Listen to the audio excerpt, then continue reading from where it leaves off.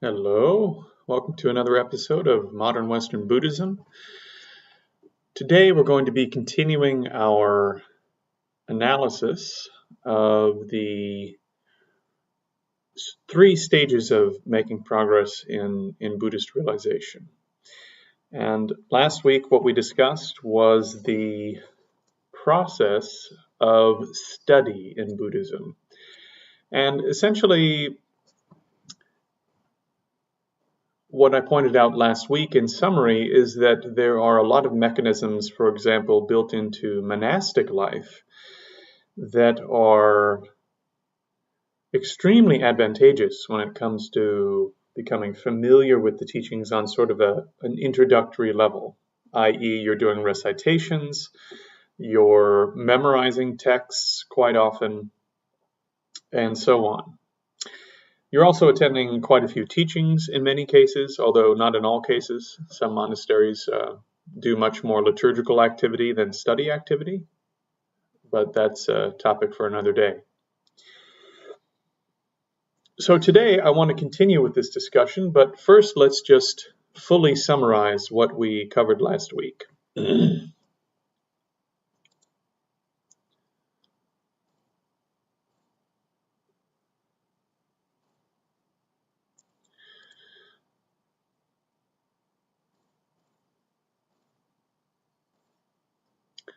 So last week we were looking at just basically becoming familiar with the teachings on an introductory level.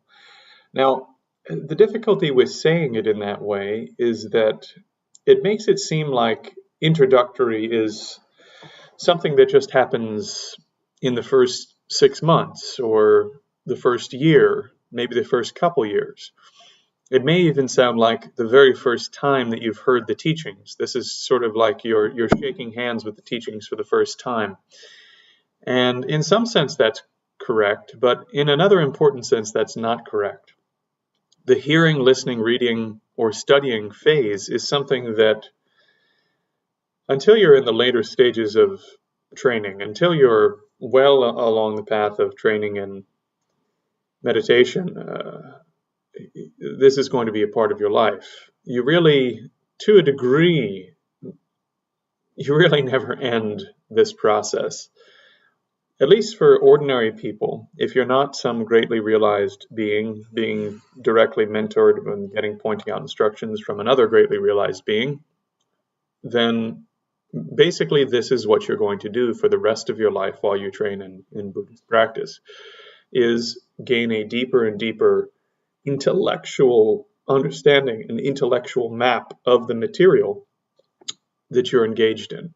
And you can't skip this step. If you don't know what you're doing, you're not doing it. If you don't have an ascertainment of what it is that you're doing, then you can't refine that thing. You can't deepen it. You can't extend it. You have to see what you're doing, understand what it is, know where it fits into the path as a whole, and then continue from there.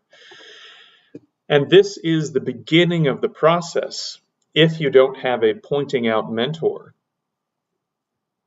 And frankly, even if you do have a pointing out mentor, for really getting a handle on what it is you're doing. And importantly, moving from that sort of beginner's enthusiasm, which may last for a decade. I think in my case, I was quite fortunate that my beginner's enthusiasm for Buddhist practice lasted for 7, 8, 9 years. And it wasn't really until I had spent a long time sort of riding that initial wave of enthusiasm that I actually understood what Buddhism is, what the different strains and sort of ways of doing the training are, and how those relate to each other. And I'm not anywhere near finished with that process.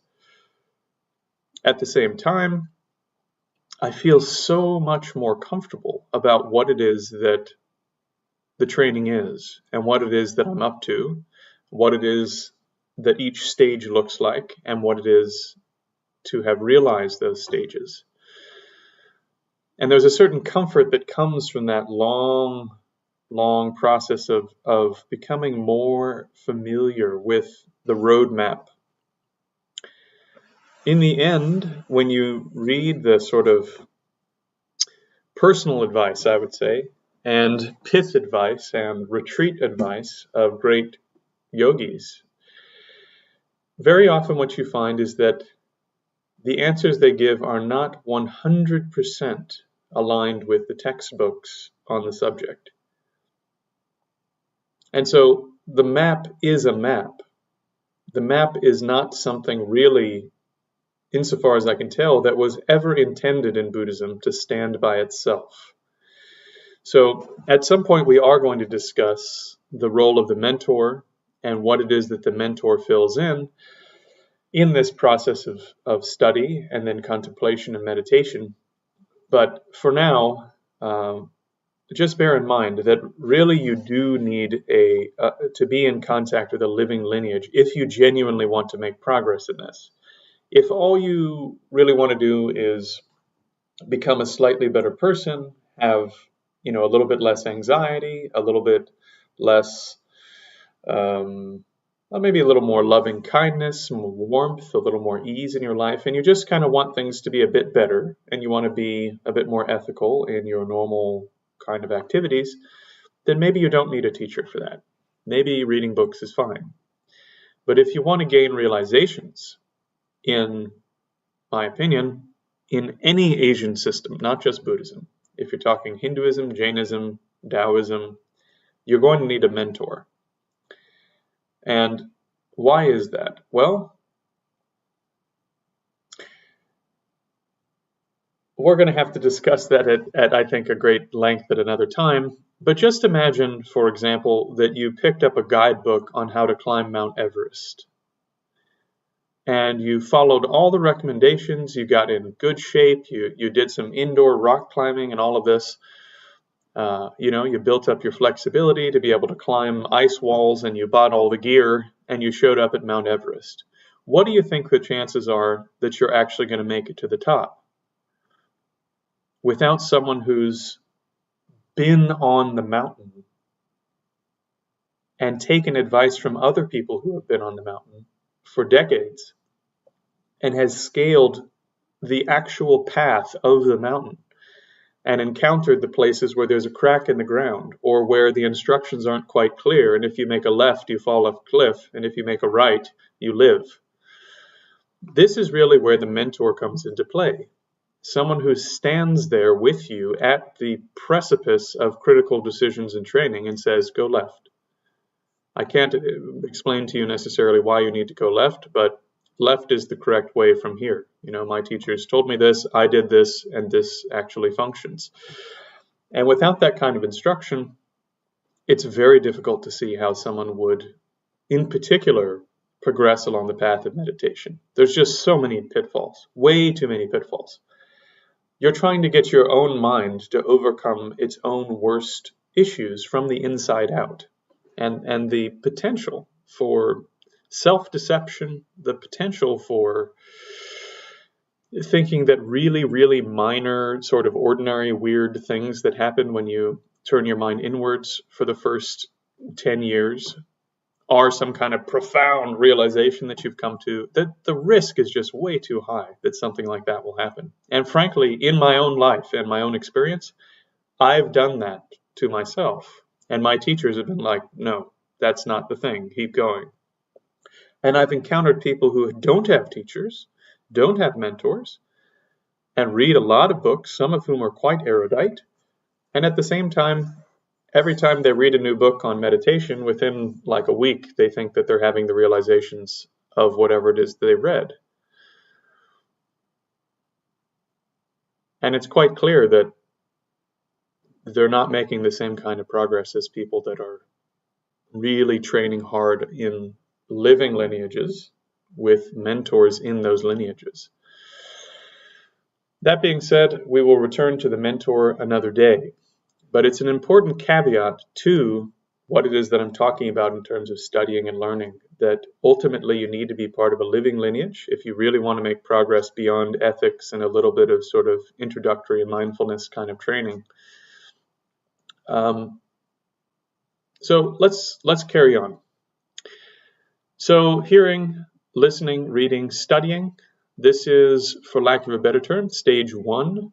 Really, the goal of stage one is to just get the overall picture of the map in your head at an intellectual level, right? This is the goal of phase one. How are we doing that? Well, a really, really good way to do this, if you're not going to be trained in the traditional methods for memorization in a Buddhist context, and you're not going to be reciting your textual materials, hundreds and hundreds and hundreds of times, is to use the systems that you're already familiar with. So, for example, you do a reading. When you do the reading, you do it in a certain way, by reading the introduction and the conclusion, by skimming and scanning to get a sort of overview of the text and making sure that you have a good outline of the text on paper, or even better, in a digital format somewhere. When you're reading, this is one of the sort of tricks of the trade in academia, is using subvocalization. So reading in your mind as though you're saying it out loud without actually saying it out loud. Then you take your outline and if you're only going through the material for the first or second or third time, just use the organizational system in the actual text that you're reading. The Tibetans in general are maybe among the world's best in terms of organizing their own material into pedagogies, into sequential training steps that are absolutely extraordinary. So don't waste the effort of great meditative masters of the past. Just use the outlines that they've actually created in their own texts. So what are you making your outline using? Again, use the outlines that are provided in the texts, the chapter headings, the subheadings, and so on, at least to start. What else are you taking notes on as you go through critical points? You're looking for things where the author is saying, here are the four main such and such, or to sum up, here's the critical point, or a major reason why, blah, blah, blah, blah, is this. Also important things to note are usually when, in particular in the Gelug, I can't speak to the other traditions, although you find this in the Pali Sutta tradition as well. The Buddha himself makes a lot of statements of this kind. He says, the opponent says X, but we're saying something else.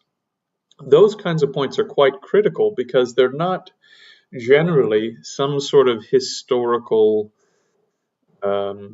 curiosity. In the end, most of these places where the great yogis are saying, the opponent is saying such and such, but we are saying this, are places where you really need to perk up, because what they're pointing out is not some weird philosophical school from 1400 years ago.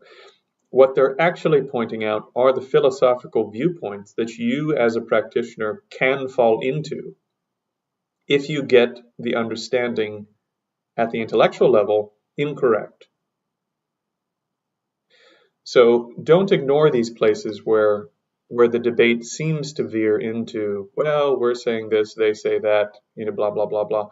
Those are actually the really, really critical points of the discourse, that if you get those, quite often, you will, in particular at this stage of the game, where you will start to make a big difference in your understanding, rather than having some sort of vague, fluffy, cloud-like imprecise understanding. Your understanding starts to get quite crystallized in terms of getting at the critical information. So once again, concluding remarks can often be quite helpful. You find summaries quite often at the opening of certain chapters and subheadings, and then you quite often, after the summaries, find extensive explanations and then a second summary. The reason for this is the great yogis, just as much as the psychologists of today, understand that if you tell people what you're going to tell them, and then you tell them, and then you repeat what you told them, that they remember a lot more, right? There's a reason that teachings are presented in this way in a traditional format, whether it's oral or written down.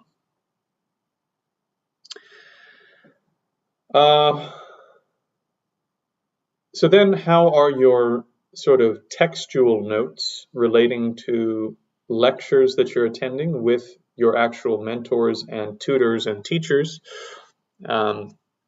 Well, once again, if you're attending, most of the Buddhist courses that are taught in the West are taught in a paid course format. Whether or not you can pay is not the point. Quite often, if you simply ask to attend something and you can't afford it, either it's scaled down to your level or people let you attend for free. This is a very typical Buddhist thing. That being said, the point is that the model looks like this. You come to a website. It's for such and such retreat center, yada yada yada, Ling, right? Okay, so here we are on the website, and there's a bunch of courses listed, and so Rinpoche is coming into town for 2 weeks, and he's going to be teaching Lojong practice. He's going to be teaching giving and taking practice. That giving and taking practice, it is quite unlikely that giving and taking practice will be linked to the Lamrim study that you're already doing or to a number of other courses that you've already taken, because this teacher doesn't know you personally. He doesn't know all of the types of training you've been involved in. In essence, he's going to teach this topic as a more or less isolated subject for a week or two. So how is it that you can then take that material and make it relate to the rest of the training that you're doing? Well, one of the things you can do is, maybe so-and-so Rinpoche has published a text on this very subject. Well, buy the text, make the outline that we just spoke of, and now when you attend the teaching, you have an outline already built so that you can start to fill in the information that really brings the teaching to life. In addition to that, if you take it in a digital format, what we're going to be talking about today is stage 2 of the process. Now, how do you take this isolated course that's being taught as a topic more or less contained within itself and begin to tie it to other subjects and begin to tie it to other teachings you've gotten on the same subject? This is very, very, very important if you want to genuinely digest all of this material. So while you're taking notes in a lecture, if you've already outlined a text or something of that kind to prepare for the retreat or the topic that you're going to be engaged in with, basically in an isolated manner, well, now you already have this outline built and you can start filling in the details that you couldn't have gotten from the text. I can't tell you how many times I've been sitting in a course and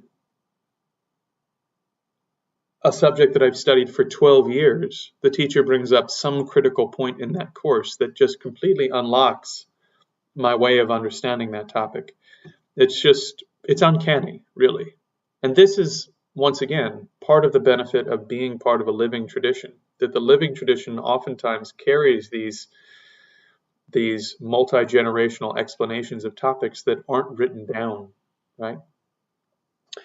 And that's just something that you have to learn in due course. So what we're looking for are key details of topics, novel insights. Some of those will be related to the topic, some of them will be unrelated. If they're unrelated to the topic, then put them in the journal section. If your teacher is a human being, then occasionally they're going to talk about things that are not exactly on the topic that your retreat or course is related to. This is something, again, that can end up in a journal section or a section in your writing, in your notes, that's sort of like things that came up during retreat but aren't directly related to the topic of the retreat or the course. Oftentimes teachers will present analogies that you haven't heard, or like short stories that really change the flavor of your understanding. They'll make comparisons between their system and other systems, as we were speaking about a minute ago. They may tell lengthy stories about their teacher who did such and such retreat, and during that retreat this happened, and blah blah blah. And those sorts of stories, once again, can be the thing that really starts to unlock your understanding. And this isn't just my opinion, by the way. If, for example, you read the life and teachings of Je Tsongkhapa, he wrote a personal letter that we'll spend a little bit of time on today, just a little bit. But we'll spend a lot more time on when we get to the meditation portion of this course. Basically, where he says just studying these topics as topics is not enough. You really need to look at the biographies of people who have, for example, attained renunciation. What did they have to do to attain renunciation? What was their life like before they attained renunciation? What was it like while they were striving? What was it like after they gained the realization? You need to spend some time with realized beings and see the way that they interact with their own affairs. How do they interact with their job if they're a layperson or a monk or a nun? How do they relate with other people? How do they relate with large groups versus small groups, and so on? So you need, for lack of a better term, almost like an anthropological approach to the material. You need a holistic approach to gaining the understanding that you're looking at. Yes, in sort of a more formalized context, we would say, well, the valid inference and the direct realization come from just these understandings that are contained here and described in this way, right? Those are sort of the classical explanation. But even the people that are creating those kinds of classical explanations and saying that the permanently transformative versions of these understandings come only from such and such sources, are also making the argument that you need a huge set of supporting conditions for those causes to function. I hope this makes sense. So not only do you need seeds that are the appropriate kinds of seeds, you also need to get the rocks out of the soil, you need to fertilize, you need to prepare the bed of the soil underneath the topsoil and make sure it's appropriate for the root conditions of the particular seeds that you're growing, and so on and so on. There's just a lot of work that needs to be done in order to make sure that your seeds will not only sprout, but will actually grow into a productive plant and produce fruit. So, in brief, while you're attending the course, if you've already done the work ahead of time to outline the material, then you're already fully prepared to start taking notes on this stuff, the meat of all of the sort of soil clearing material and soil preparing material that can hopefully help the seeds that you've already gathered in your outline to start sprouting. That's my recommendation. And I think that's, at this stage, how you accomplish much of the same work that would be done if you were doing a lot of memorization and recitation of texts, which, frankly, I've never met a Western layperson who does that kind of work. And I've met quite a few Western monks and nuns who don't do that sort of work on a regular basis anyway. So I think this is relevant advice really for anyone who was trained in a Western academic setting and not trained in a traditional Buddhist academic setting. Then, for the sake of retention, admittedly, this outlining method, where you then return to the outline, you fill in notes from the instructor in sort of a really big way, like you're pulling a lot of material into the outline and you're pulling a lot of material from the spoken course, the spoken lecture, into the outline. Admittedly, this note-taking approach, in particular if you're doing it digitally, has been shown to reduce retention. And rather than telling you why that is, let me tell you instead how to counteract the problem. So the intent with this note-taking method is to create a resource, and not only a resource, but a tool that is an ongoing part of your developing understanding. This is not meant to help you retain information for 2 weeks in order to pass a quiz. So yes, if we were measuring it by the short-term outcome of retaining the material long enough to pass an exam, this is an inferior method. If we are measuring over 10 years whether or not you're developing understandings in a maximally efficient way based upon what you're reading and what you're getting in lecture, this is far superior. Far, far superior. Why? Because within 24 hours of reading something or hearing something in a lecture, you will forget at least 40% of what you read or you heard. If you do no review of that material, similarly, within 48 hours, you will forget 60%. And as we all know, within a couple of years, if you don't review material that you've read once or heard once, you forget all of it. It's as though it never happened.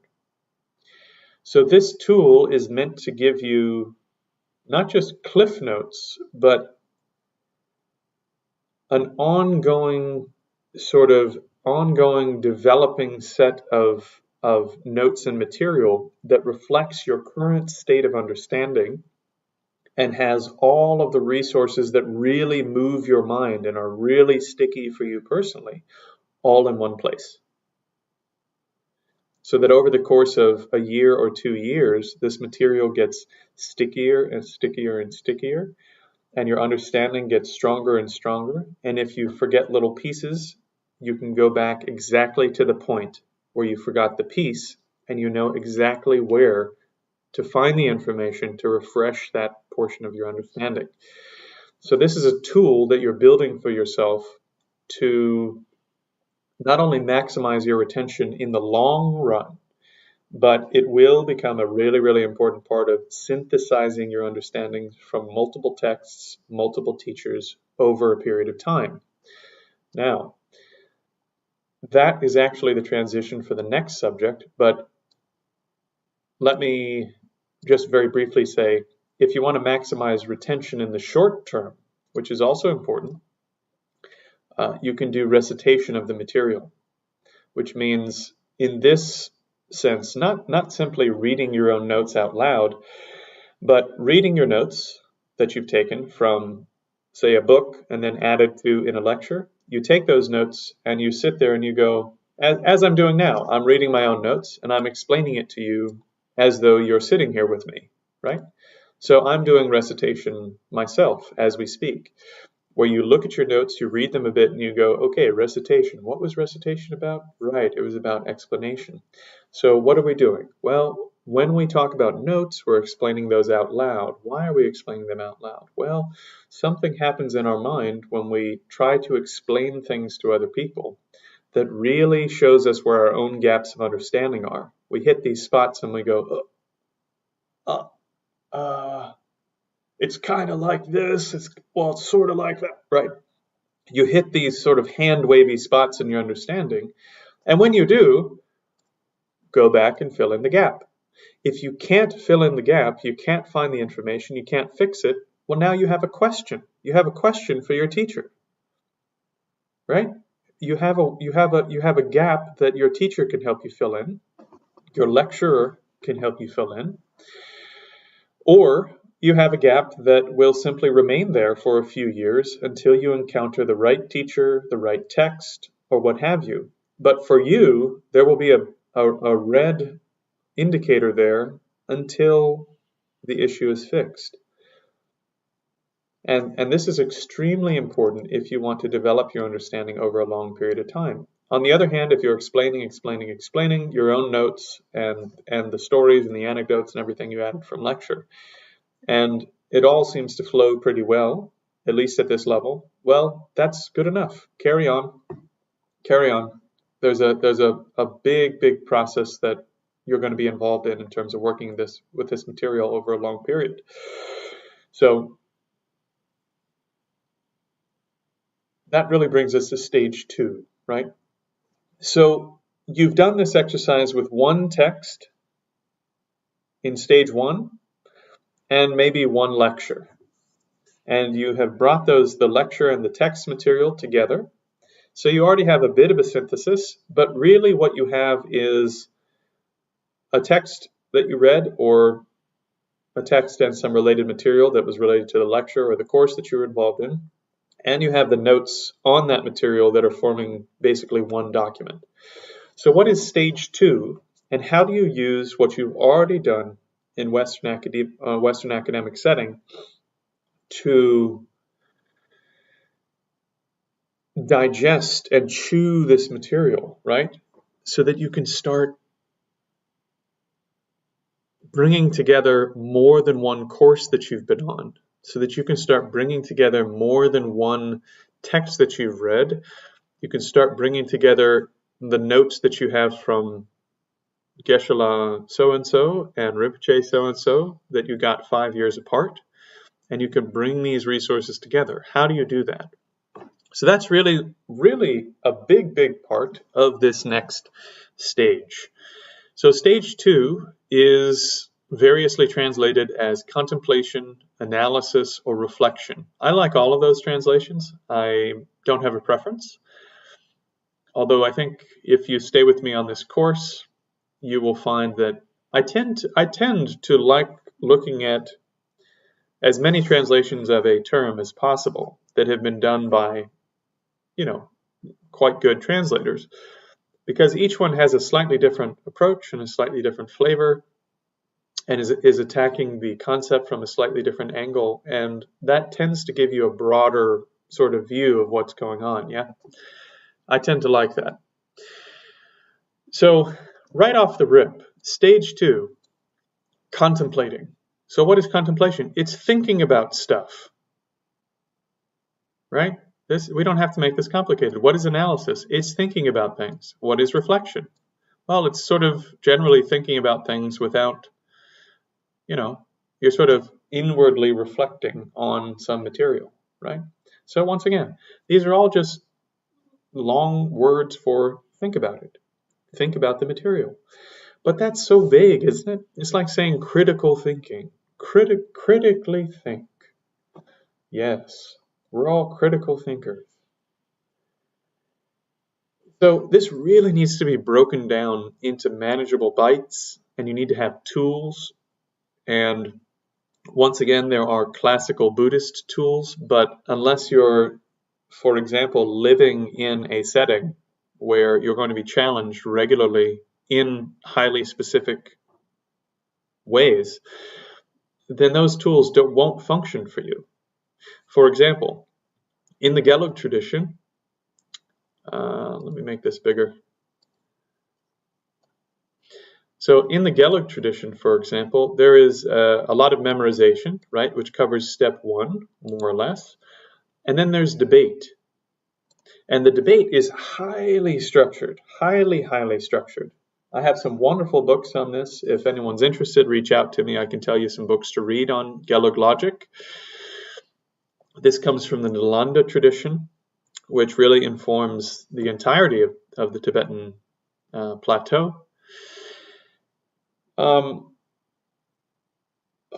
So if you were training to get a Geshe degree, you would be spending a couple hours a day at a minimum doing memorization, and then you would spend usually almost all year, from what the texts say, and some of my teachers have said, somewhere between 6 and 8 hours, at least 6 days a week, doing debate with other people in a formal setting where someone is holding a philosophical view. Like you could say, okay, I'm going to hold the Chittamatra view, and then there's another person who's holding a different philosophical view, say the Madhyamaka Svatantrika view, and you're debating in a very formal, logical manner the different elements and aspects of those views back and forth.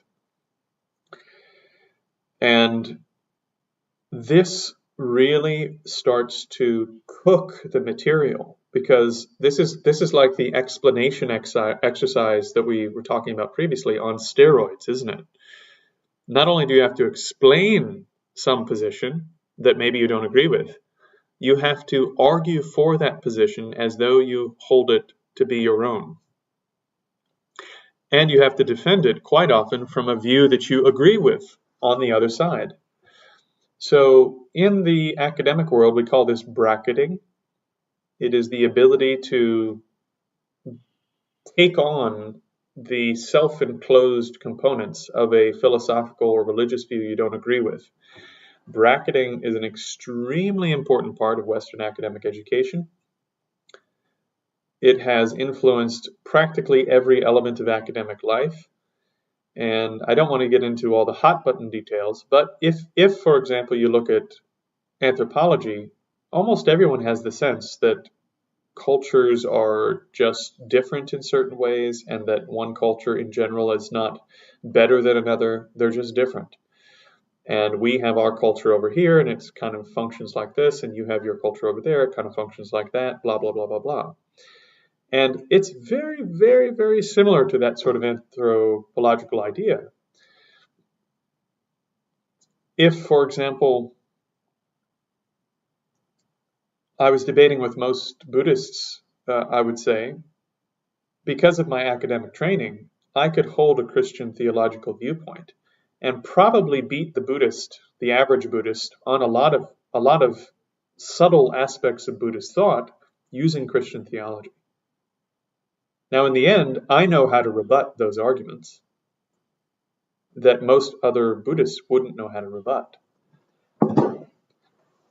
But this is an extremely important skill, being able to put aside the view you prefer and to adopt the view you don't prefer, and to argue those views and explain them from within their own purview at a high level. I can't remember who said this, but someone said the person who doesn't understand their own position, doesn't understand their opponent's position, very likely doesn't understand their own. And I tend to agree. If you don't have some sort of understandings that reach outside the positions that you think are correct, it's very likely that you don't understand your own positions that well either. That being said, the debate tradition forces you to chew the material because you're encountering a lot of challenges to the material. You're encountering a lot of counterpositions. You're encountering a lot of similarities also, where you go, this school thinks almost exactly like we do. Here are the two little differences they have, yada, yada. And so this makes your understanding very strong, very stable, and importantly, makes it functional, where throughout the course of your day, if all you have is sort of just the big outline in your head, but you haven't gone through a lot of the sort of chewing of each individual point, then throughout your day, you probably don't have a lot of Dharma understandings that just pop up by themselves and start to really function in your behavior. At this stage, that can start to happen, where because you've chewed up the material so much, and you've challenged the material so much, and you've looked at so many similar positions and found little differences and so on, this material is now extremely top of mind. And so it starts to function to change your behavior. This is generally the big stage where this happens, right? Or starts to happen. So we really can't downplay this second step. It's extremely important. But without further ado, let's continue on through some practical advice. In general, you must digest what has been merely consumed. And importantly, the tools that I'm laying out under the heading of contemplation, analysis, reflection are not sequential. These can be carried out as individual tools, or they can be carried out concurrently. They don't have to be done in this order, although I think you could helpfully do them in this order. So, deepening. You've taken notes on a text. You've attended a lecture on the same text or the same topic. To start deepening your understanding, go back to these notes and reorganize them. Guaranteed, if you're taking notes in a flurry in a lecture, And even if you're taking notes in a flurry to prepare for a lecture, and then taking flurried notes during the lecture, you haven't done an exemplary job organizing all these things and putting them into categories. Almost without a doubt, there is improvement that could be made to the structure of the notes. So start organizing your thoughts, and then reorganize them, and reorganize them, and reorganize them. And simply by reorganizing your notes and putting new headings in, putting new subheadings in where it makes sense for your understanding, again, for a long time, don't get rid of the traditional headings, but maybe sometimes adding new subheadings to the material where you're going, this is Lama Tsongkhapa's response to the Chitta Mantra. That heading isn't there in the text, but for me, remembering that underneath Madhyamaka Prasangika emptiness, there are, 14 subpoints is something quite helpful, or 10 subpoints, or 3 subpoints. So start to organize, reorganize, put in new headings, etc. at this stage. So this is still basically one teaching, maybe one text and one lecture on that text, or maybe even a lecture by itself or a text by itself. So at this stage also, when one is organizing and reorganizing, you can also use other tools if you're familiar with these. These can be quite helpful, things like mind maps or flowcharts. So if you have a causally dependent process, a flowchart essentially looks at, if you do step 1, here's what becomes possible. Now there's 2 options. Either at step 2, you take the correct step here, or you take an incorrect step here. If you take the incorrect step, the flowchart stops because the causal process is interrupted, and so on and so forth. So a flowchart creates a series of possibilities that are causally related, leading to some result, which is basically the whole idea of Lamrim and graded sequential teaching texts, like the Path of Purification, 4th century Venerable Buddhaghosa, right? So whether we're talking the Pali tradition or the later Nalanda developments, or we're talking about the Tibetan plateau, or we're talking about the Zen pedagogies, or the Chan pedagogies, no matter which one you're talking about, there are causal chains involved in the process. Mind maps can be causally related, but quite often mind maps are more helpful when you're dealing with things that have a relationship of entity, things that have a relationship of nature, rather than causality. For example, the desk or table on which your laptop is sitting is a color. That color doesn't cause the table. That color is of one entity or of one nature with the table. If you got rid of the color and the shape and the size and the location, etc., all of the qualities of the object itself, the table would go out of existence. The table is a collection of various properties with a name, table, applied, right? So if you were to get rid of all these properties that have amalgamated, the table also goes away. So mind maps are quite good for things like this, where you have, for example, a table in the middle, right? And then you have brown, square, 4 legs, 16 pounds, whatever. So these two tools can really start to help you develop your understandings, if you like them, if you're more visually inclined. And these are tools that are just not used very often, really not used at all in traditional Buddhist settings. But my own mentor was quite keen when it came to using tools of this kind.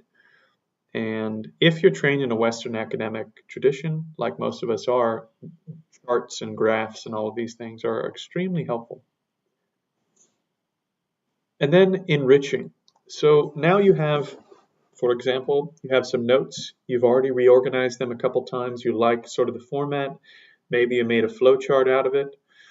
one part of it that has a causal chain. You made a little mind map out of another part that has sort of entity relationships. Now you can enrich this further by creating new analogies, right? You start to think, okay, a table has a relationship of entity with its properties. What is that like? Well, that's kind of like a flower with a bunch of petals.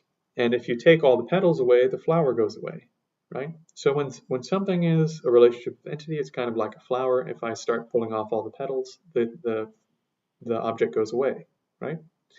And so you start to create analogies that are your analogies, and you put them in the work. You can add images. So perhaps you're studying something on the Four Noble Truths, and you have aging, sickness, and death under the truth of suffering, for example, and under gross suffering, obvious suffering, you have aging, sickness, and death. And maybe you find 3 images that are really powerful images that evoke your direct understanding of what aging and sickness and death mean for you as a being. Perhaps there are short stories or narratives that really help the material stick in your mind. For example, there's a really funny story of a Chan master, Foyan, who, a famous poet, had sent a poem, and the poet's attendant, because this guy's an aristocrat, sends the poem on this nice paper and all this down to Master Foyan across I think the Yangtze River to the monastery where Master Foyan was staying. And in this poem, it was very flowery language. Oh, the golden purple lotus blooms with a lack of the worldly concerns, and I'm so great that my meditation has finally overcome all of these faults related to being blown here and there by the winds of the concerns of ordinary beings. And so Master Foyan quickly takes out his pen and his brush and just pencils one character onto the poem and closes the little folio and sends it back. And this great poet opens it up, and there's just one character written on his poem, and the character is P. And P means little fart, little small fart, or it means like shit. It's sort of the equivalent in English of someone says something, you go, bullshit, right? Or that's crap. And so this poet hops on a boat, comes across the Yangtze. He's totally fired up. And Chan Master Foyan's standing on the banks. He knew that this guy was going to come and have a heated response. But quite innocently, he says, "Oh, it's good to see you. Why are you here?" And he says, "What do you mean, why am I here? Well, I sent you this poem, and here's this. This is all you have to say is just P to my great poem of realization." And Master Foyan says, "What's the problem?" And he shows him. And he said, "Oh, I see. Oh, you told me that you're no longer blown here and there by the winds of the 8 worldly concerns, and yet a little fart carried you all the way across the Yangtze River."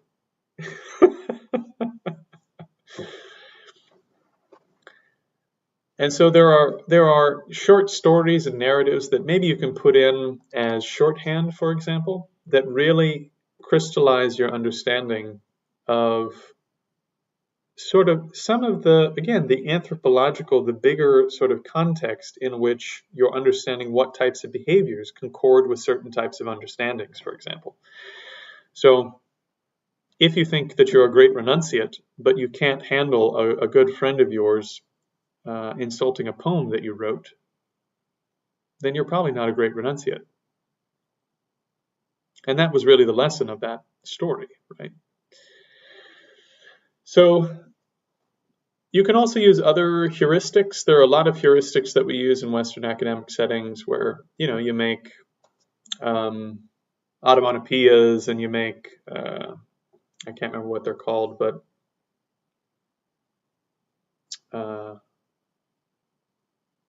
essentially where you take the first letter of a bunch of things and you make them into one thing, like dash, and dash is, whatever, short for something.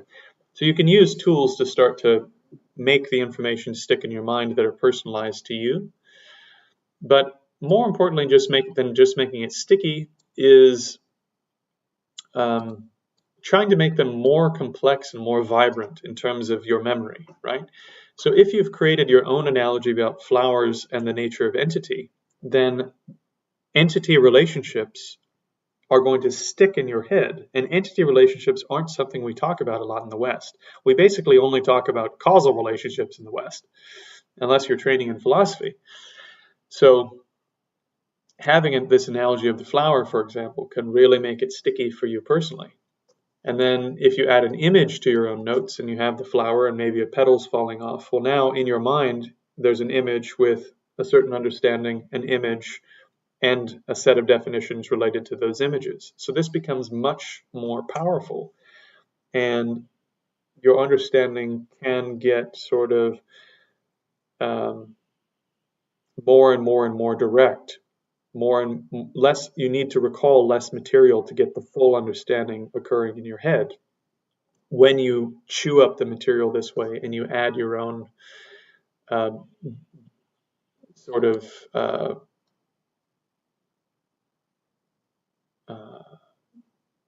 helpful tools to the material in your own notes. So at this level, we're still just talking about you read a book, you attended a lecture, or you read a book and attended a lecture, and you're just really creating one resource that makes all of that material super sticky and personalized and digested in your own mind. The next step, this is really where the volume gets turned up quite significantly. Synthesis. This is where I can't tell you how many times my mentor used to sort of point out, and I think somewhat self-consciously on his part, and somewhat because he saw me doing this in the early days, and somewhat because he saw many, for 3 decades, Tibetan Buddhist Dharma students really falling into this same trap, which is, okay, you've attended 4 years of Lam Rim, and you have sort of really fluffy, vague understandings of Lam Rim, and you have an entire closet full of handwritten notes that you've taken with Geshe so-and-so on the Lam Rim. How does that help?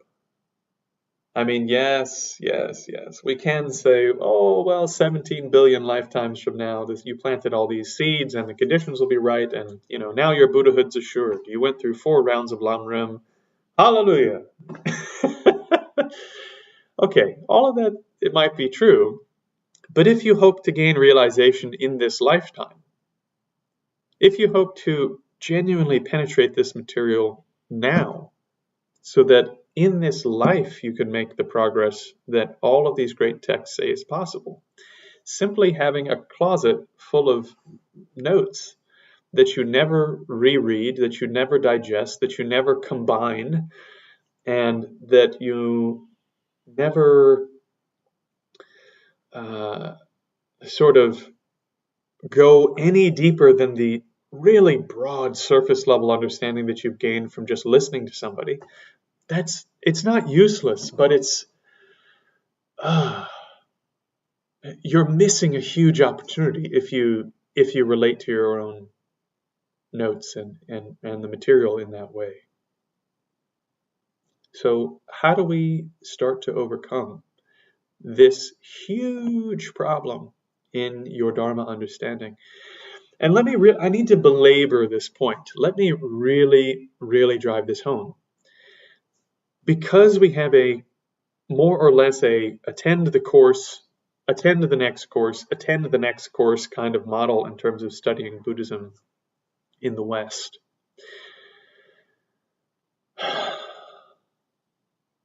after a decade of doing that, you're going to have, if you're taking notes even, you're going to have hundreds of pages of notes on unrelated, seemingly unrelated topics without really understanding where all the pieces fit into one training system. And the only way to overcome that is to start to combine the notes into one master resource where you pull all the material that you have together and put it in one place. And then you want to talk about respect. You think that standing in a room going, oh, holy Rinpoche, that's respect? Respect is this person showed up to teach you something. He showed up to try to help you understand this material so that you could make progress. Respect is not taking his notes and shoving them in a closet and never reading them again. That's not respect. Respect is creating a resource with that material to the best of your ability that is part of an ongoing process of you regularly digesting that material and regularly deepening your understandings of the material that you've already received. That's respect. That's respecting what your teacher has said. Mr. Whitfield used to say quite often, he said, I don't very often do fancy flying kicks and the things that I learned in the later years training in karate, but I do the blocks and kicks that I learned on the first day every time I do the training. And he's received countless teachings on those punches, countless teachings on those kicks. And every time he throws a punch or throws a kick, he is incorporating a synthesis of all the material that was relevant to his training into that one strike. In the same way, if you want your understandings to synthesize all the material you've gained from all your teachers into one cohesive, forceful, correctly oriented action, you have to go through this next stage of the process. And if you're not doing 6 hours or 8 hours of debate a day with highly trained philosophers in a formal setting, I don't know how you're going to do this without some process like this, right? After 20 years of training in Buddhism, you don't want a closet full of notes. That's insufficient. So, synthesis, extremely important part of the process. First, rough combination. Okay, you've attended 4 teachings on great compassion, right? One of those was in Lamrim, where it was just sort of a brief explanation as you were covering the whole Lamrim. Maybe one of them was a teaching on Lojong. Maybe one was a teaching on mind training, right? Maybe the 8 verses of mind training. And maybe, let's see. Maybe you attended a retreat that was on the generation of bodhicitta, right? Okay, you have these 4 sets of notes. You've got some from a book. You've got some from these 4 teachings you've attended. And you have maybe the course materials from 2 different courses you were involved in, one on Lojong, one on the 8 verses of mind training. Okay, synthesis means you now need to bring all this material together and put it in one place. So you take your notes from all 4 sources, A, B, C, and D, and you just dump them into one digital resource. That's step 1. Now, as you're sort of taking these notes and you're putting them all in one place, you can now start to see, well, if you had all your notes written down, handwritten, the idea of recopying all your handwritten notes from 4 different retreats and putting them into one new notebook that has all 4 of them in one place, it's like absolutely insane to think about trying to do that. If you have all your notes in a digital format, this is just a matter of copying and pasting. And then, what are you doing? Well, you did a lot of work in the previous step where you were citing all your work, right? So you know what text it came from, you know when you attended the retreat and with whom, you know what the date was for the for the retreat, so you know when you got the information. You have page numbers for all of your quotations that you've pulled out to create your outline. So in terms of the text, you can easily go back to any now of the 4 texts that you've studied and go directly to the part where your understanding is lacking and study that portion deeper if needed. So at this stage, you can now build a bibliography as you go. So you have 4 different sources: the Lanrim Chenmo, Jinpa's Training the Mind. In any case, so you have these 4 resources. Now you put them in your bibliography, and from that moment forward, you have one master resource for these 4 different streams of teachings you received on the same subject. Already, I hope that's a revelation for some people who have been doing this a while. So that's just a sort of a gross or coarse or rough combination, right? So in doing this, obviously, you're combining 4 different sources. You're going to need to do some reorganization, right? So this goes back to the organizing and reorganizing stage. You're going to be moving this material around to try to see how you can make all the pieces fit. So the next stage of beyond simply combining these in one place and having them as one sort of resource for yourself, you now need to start to refine what you've done. So, for example, Lama Tsongkhapa already lists 2 different methods, and I believe a combined method also for training in bodhicitta. Before you achieve bodhicitta, you achieve great compassion, right? So when you start combining the material and you're looking at, okay, here are all the tools that I've been given to get to the point where I can actually generate the compassion, you need to start creating categories of thought where the pieces fit in. And it may be that some of these larger categories may have already been constructed by another great yogi or scholar, and you don't have to reinvent the wheel. But if you can't find some construction that already includes, for example, an integration of the 7-point method of mind training and the Lojong method of mind training, and puts them in one sort of cohesive set of stages for you, well, then you need to create it yourself. You need to create a category that combines these different methods in accordance with what actually moves your mind, right? So someone's given you the instruction to keep your hands here when you're fighting. Someone's given you the instructions to keep your hands here when you're fighting. Now, you can't have your hand both ways. So at some point, you're going to have to decide, well, is having this defense or is having this defense more effective based upon my body? Or it may be that in your lineage, it's more appropriate to have the hand this way because nobody does it this way in your lineage. Although it may be that this way of doing it's better for you. Physically, for some reason, it works better. Okay, well, maybe you need to look at incorporating this aspect of the other lineage into the training that you're doing. In particular, if you've been doing this a long time and you keep getting punched in the face with your hands held this way. So, synthesis. So you need to start synthesizing the material that you've already encountered. For example, A and B become one thing. Let's disambiguate that a bit. You have done some training on the 8 verses of mind training. You have some material on maybe the 7-point mind training method, and you have some material on giving and taking.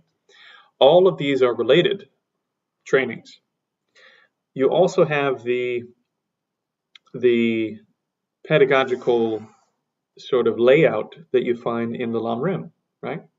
And it's placing compassion at a certain stage in the training. And some of the arguments that are being made about where it is in the training are extremely important because one can't actually generate these more difficult states of mind without having generated the previous ones. So A and B become one thing. maybe your notes on the 7-point method and the Lamrim methods become one thing. Or maybe they already are one thing in the Lamrim, and so now you're combining sort of the 7-point method teaching you got as an isolated thing with the material that you find in the Lamrim. So you have a Lamrim outline and some notes from a lecture there, and you have these other things, and now you bring them together, and you start seeing, well, how do these two teachings fill in the gaps with each other? What are the parts that really make sense to me in this one that didn't make sense of the material in that one? And you start creating a resource that really works for you and moves your own mind. Very important note, when you're doing this, don't get rid of your old notes. Don't remove the old document. Keep your topical documents as they are. Create a new document where you're synthesizing. You don't want to lose all the work you put into creating sort of the isolated topical documents. Those are very, very important moving forward. So in your same document, you have C and D, and C and D become one thing. Well, what does that mean? Maybe you have Lojong teachings that you've received, and on the Lojong method, there's a great deal of emphasis that's placed, for example, on the approach of cherishing others and increasing one's cherishing of others while reducing cherishing of self, cherishing of I and mind. That's obviously in the same camp as generating equanimity, generating loving kindness, generating the feeling that you want others to be happy, right? Generating the feeling that you want others to be free from suffering conditions. Obviously, if you're reducing your own self-cherishing and increasing your cherishing of others, you're going to have an effect on this other thing. And so you find a combined method in some places. For example, I believe, if I'm not mistaken, Pabonka Rinpoche's approach combines these methods. And a few other places you find those methods combined. So when we're combining A and B, or B and C in this case, you don't have to reinvent the wheel here. Although in some cases you might have to reinvent the wheel. For example, when you're synthesizing, you're often going to remove large blocks of quoted texts in favor of paraphrases. So in order to create a resource that really works for you and moves your mind, you may need to take really large portions of quoted text from an isolated resource and make them into something smaller that really summarizes the understanding without losing any of the profundity or subtlety or real content of what's being said. That being said, even when you paraphrase, cite your source. So if you had a paragraph this size in your outline notes from the previous draft, and now you're synthesizing and you're making this into a sentence this big, that's part of 3 or 4 other things that you've synthesized into a new paragraph, you need to say,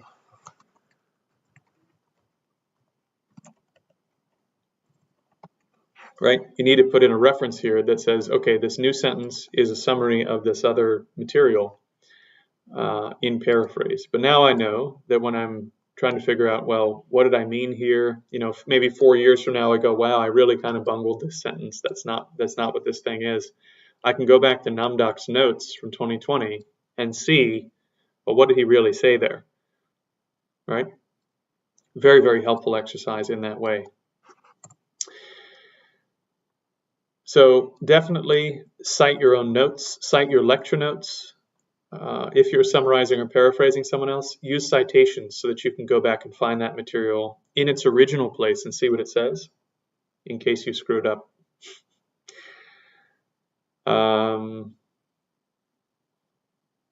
Okay, now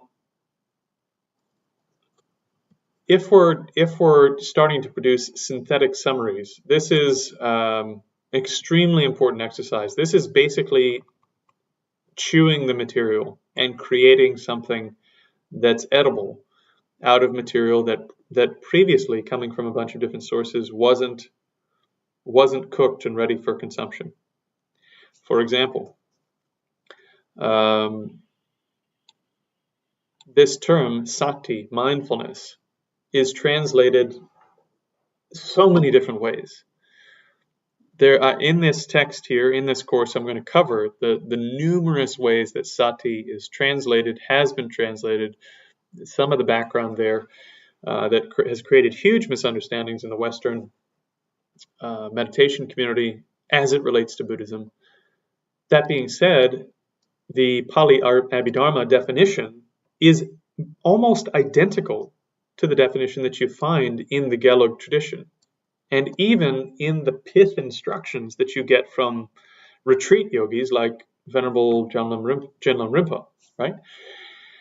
So the fact that we've come to a very strange understanding of what mindfulness means in the West is really just due to Western hubris, I think. Pretty much if we had followed the Abhidharma sources from the early Pali all the way up through the Nalanda tradition, all the way into the later tradition, all the way into the modern tradition as it's taught right now to Westerners in Tibetan meditative settings, we would have come up with the same definition, right? So this synthesis process sometimes can get rid of problems that we've inherited as Buddhists because of poor scholarship that hasn't worked itself out. Really important point. Extremely important, because there's a lot of bad scholarship out there. And in particular, if you're on a Facebook group or a Twitter account or a YouTube channel run by some person that doesn't know what they're doing, obviously not including myself, right?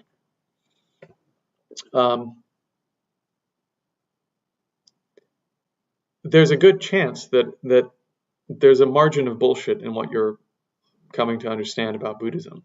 There's a really good chance.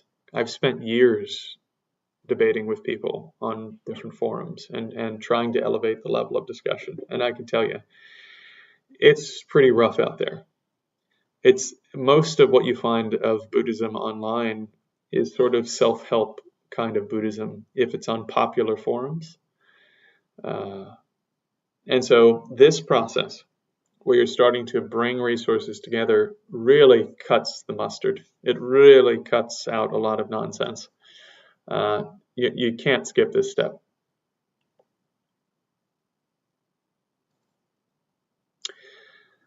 So also you can start to generate questions, right? So very, very important point. You need to start looking at the material and understanding where your gaps in understanding are, and frankly, where the gaps in the material are. And that may sound strange because all of our teachers are enlightened Buddhas, and every teacher that has ever taught and was of note and has meditative realizations is beyond reproach, even though they don't all agree.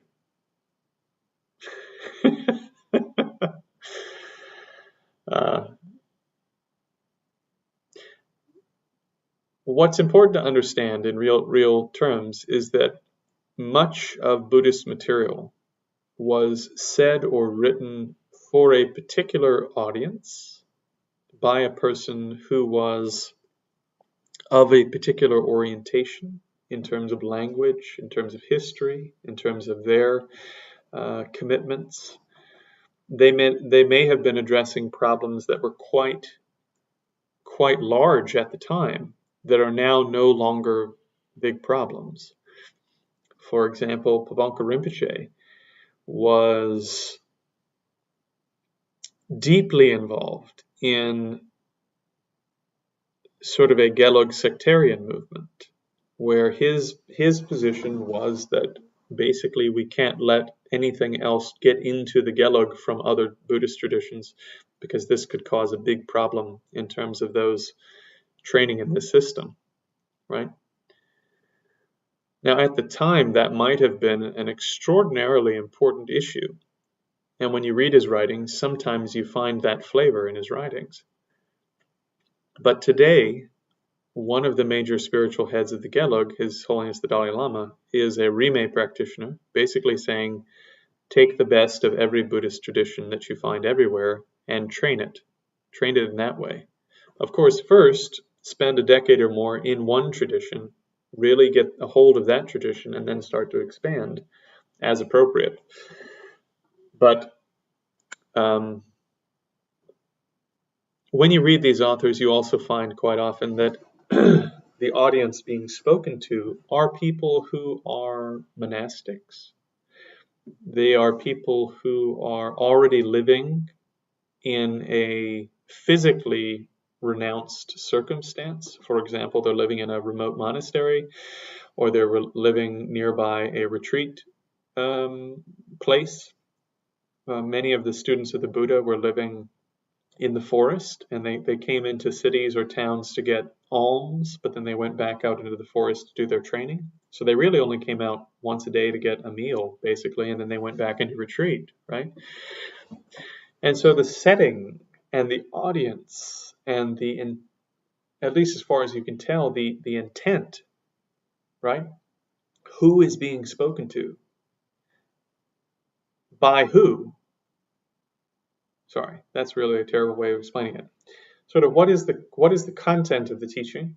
This is really a more classical Western way of talking about it. What's the content of the teaching? You're reading the book and it says X, Y, and Z. And then there's the question of what is the context of the teaching? Who is the teacher speaking to? What are the conditions under which he's speaking to them or she is speaking to them? And who is the teacher? These are critical issues that have a big bearing on the teaching and how we interpret it if we're not in that same circumstance.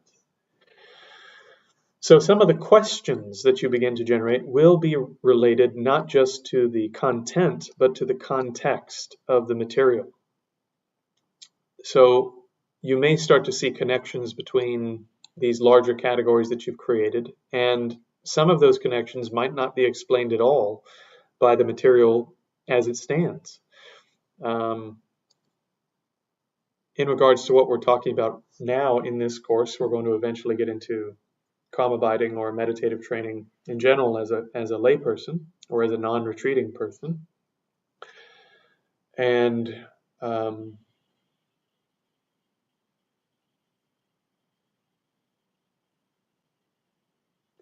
much of the material that was written or spoken on this topic and written down that we now have as sort of the resources for training in this material were spoken to people in retreat for an extended period, or those who were essentially in a circumstance where they were probably going to go into extended retreat for a year or more in order to realize this material.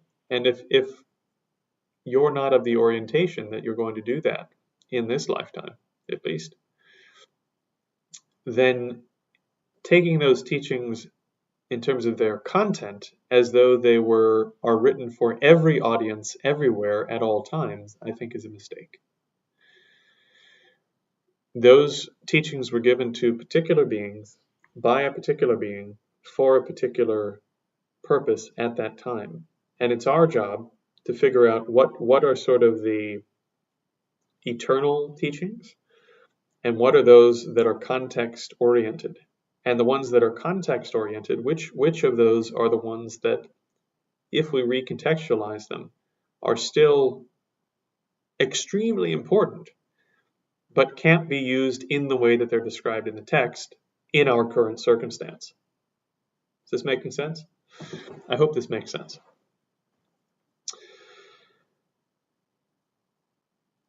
So intellectual honesty at the question generating stage, really at the contemplation stage in general, is just absolutely central and important. If you think that you're a genius and you already get all of this, and you're on to the advanced super mega Mahamudra Dzogchen end point teachings, and that all of this sort of thinking about stuff that's for the people that don't really know what's going on. You're in big trouble. Intellectual honesty means looking at the areas that you don't understand the material and penetrating the material. The path of no more learning begins at the end of a long series of learnings.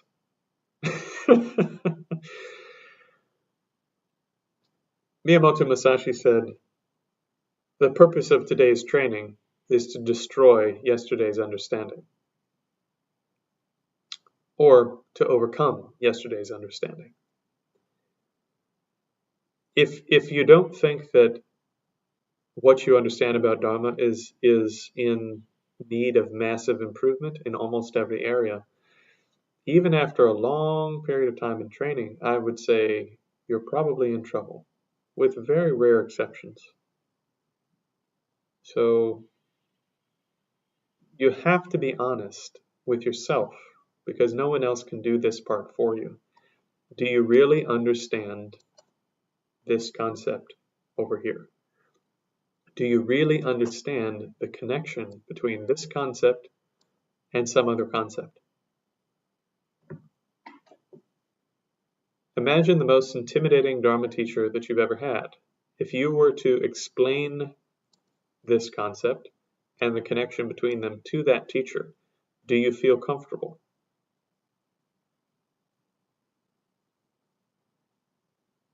If you don't, then you probably need to do some more research along those lines. You probably need to dig deeper, study more, do more training, think about it as we're talking about now.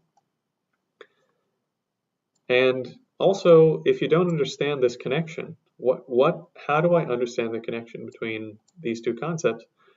How do I understand the connection between emptiness and compassion? If there are no sentient beings to possess suffering, and there's no sentient being here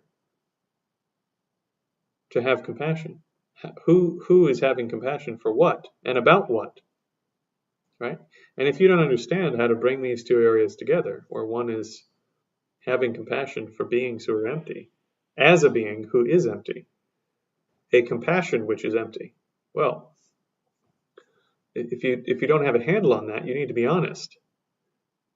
And you need to raise these questions with your teachers, with your mentors, with your lecturers. And you need to really drill into your own understandings in a systematic way by synthesizing material you've already received and finding where these gaps are. Because that's the only way to progress, unless you have a pointing out instructor. And basically, none of us have pointing out instructors. We have lecturers. We have teachers who travel around the world and give teachings to a lot of people, and sometimes reply to their emails and sometimes don't, right? It's just it's not like you're Milarepa and Marpa is constantly challenging you on every aspect of your training, and that it's tailored exactly for you. That's not the circumstance that you're in. If you do have that circumstance, hallelujah. But most of us don't. And if you don't, you need to challenge your own understanding and continue to find gaps in developing your own understanding, period. Another direction you can go here is discussing your notes, right? So you've taken these notes, you've synthesized them, you've gotten things from different places. Well, now you can discuss these things with other students. Yeah? In particular, senior students, not just any students, but those students who are further along than you. So I do like some of the Chinese way of arranging this, some of the Taoist way actually of arranging this, because basically in their training system, and basically this is there in Buddhism too, but they don't talk about it in this way, insofar as I've seen. There are sort of trainees, right? There are trainees who are doing the training at the bottom and they don't really know what's going on yet. And then there are those who have been doing this a while. They have a pretty good idea of what's going on. They've made a little bit of progress, but they're not realized beings. They have so far to go. And then there are great masters who, again, many of whom are still working on, basically all of whom are still working on refining their realizations, refining their understandings, and so on. But they are so much further than we are that as far as we're concerned, they're an utterly reliable source of information for all of the stages that we're going to be involved in our whole lives. So this intermediate category of the older brother, older sister, I think is extremely important. Because if you don't have a highly realized being every week, several times a week, giving you personalized instructions and guidance, then it's tough to see how you're going to challenge certain parts of your understanding. Because a lot of this it's so subtle, and you can think you've got it 100%, and somebody who's been doing this a decade longer than you looks at you and just chuckles, right? They go, "Oh yeah, I remember 10 years ago when I thought that too. That's funny."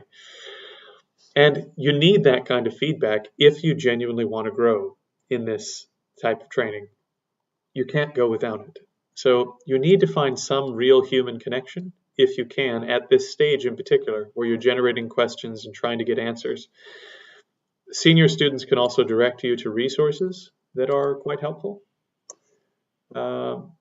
So you don't have to flounder around trying to figure out where the answer is.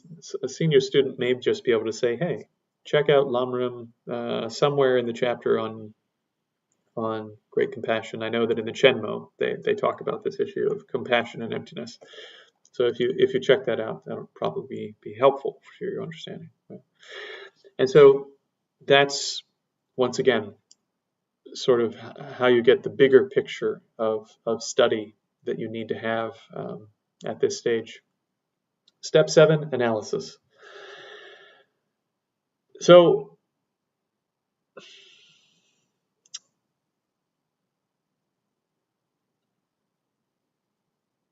this is now really making much more explicit what was sort of implicit at the earlier stages of the contemplation process. So you've now put yourself through a big process of bringing together a whole bunch of resources and materials that you found in other places that are all topically relevant to that topic, and you found some places where the gaps exist. Right, you're looking at your 8 verses mind training teachings, and you're going, how does this relate to Lojong? Like, I really don't get exactly what verse number 4 has to do with reducing self-cherishing. I don't understand that. And perhaps an older student, more senior student, can help you with that. Maybe you need to wait until that lecturer is back in town. Maybe there's a book someone can recommend to help you clear that up. Generally speaking, what you're doing in the analysis phase is you're assessing the strength and weakness of every model, every concept, every approach that you've encountered related to that material as you're putting it all in one place. Now, this may make some of us break out in cold sweats because we're going, how could I assess the strengths and weaknesses of my perfect teacher's instructions? But anybody who's spent significant time with realized beings knows that even with your training with someone who has astonishing realizations, some of the explanations they give are absolutely astonishing, and some of them at certain times are less so. And they actually talk about this in the great texts. You need to differentiate between incredible explanations, which, by the way, aren't incredible by themselves. They're related to who you are right now as a practitioner. A perfect explanation for you right now may be a really shitty explanation for you in 5 years. So these things change. So strengths and weaknesses may also relate to where you are as a practitioner. While employing the opinions of relevant experts. Again, the experts are going to be the great texts for your school. The experts are going to be the senior practitioners, the older brothers and sisters in your lineage. And the expert opinions, of course, are also going to be the realized practitioners of your lineage. One should ask at the analysis phase in particular, what's the real world significance of these facts? right? Yes, you need to give up the victory. It says in the 8 verses, you need to give up the victory. Okay. Does that mean that if someone's stealing my wallet at a bus station, that I just let them steal the wallet because that they wanted it, and if I were to start a conflict with them and take my wallet back, I would be taking the victory? Does this mean that when people are stealing from me, I shouldn't defend myself? So what is the real world significance of giving up the victory in terms of the 8 verses of mind training? What are the principles that this teaching is based on? Underpinning the first 7 of the 8 verses, if I'm not mistaken, are basically types of training on compassion and bodhicitta, right? That the underpinning principles are training the mind in probably also equanimity, loving kindness, compassion, bodhicitta, right? And then the 8th verse, if I'm not mistaken, it's been a while since I did much with the 8 verses, is more so a teaching on emptiness. So what are the principles that are underlying the teaching that you're getting? And how does it relate to the teaching, right? What's the interplay between the advice and the principle? These are important questions. How do we apply them? This is also somewhat related to the significance question. May be a bit of an overlap, but how do you apply these things? Once again, it's one thing to say, I'm going to try to give up the victory from now on. It's another to let someone steal your wallet at a gas station, you know. So sometimes, quite often, especially in the first, I would say, the first 5 years, 10 years of training in Buddhism, there are so many things that, taken at face value, seem just absurd if you were to apply them across the board. What do you mean I need to love my enemies? Does this mean that if someone's trying to hurt my children, that because I love everyone equally, I just let people abuse my child? Or no, of course not.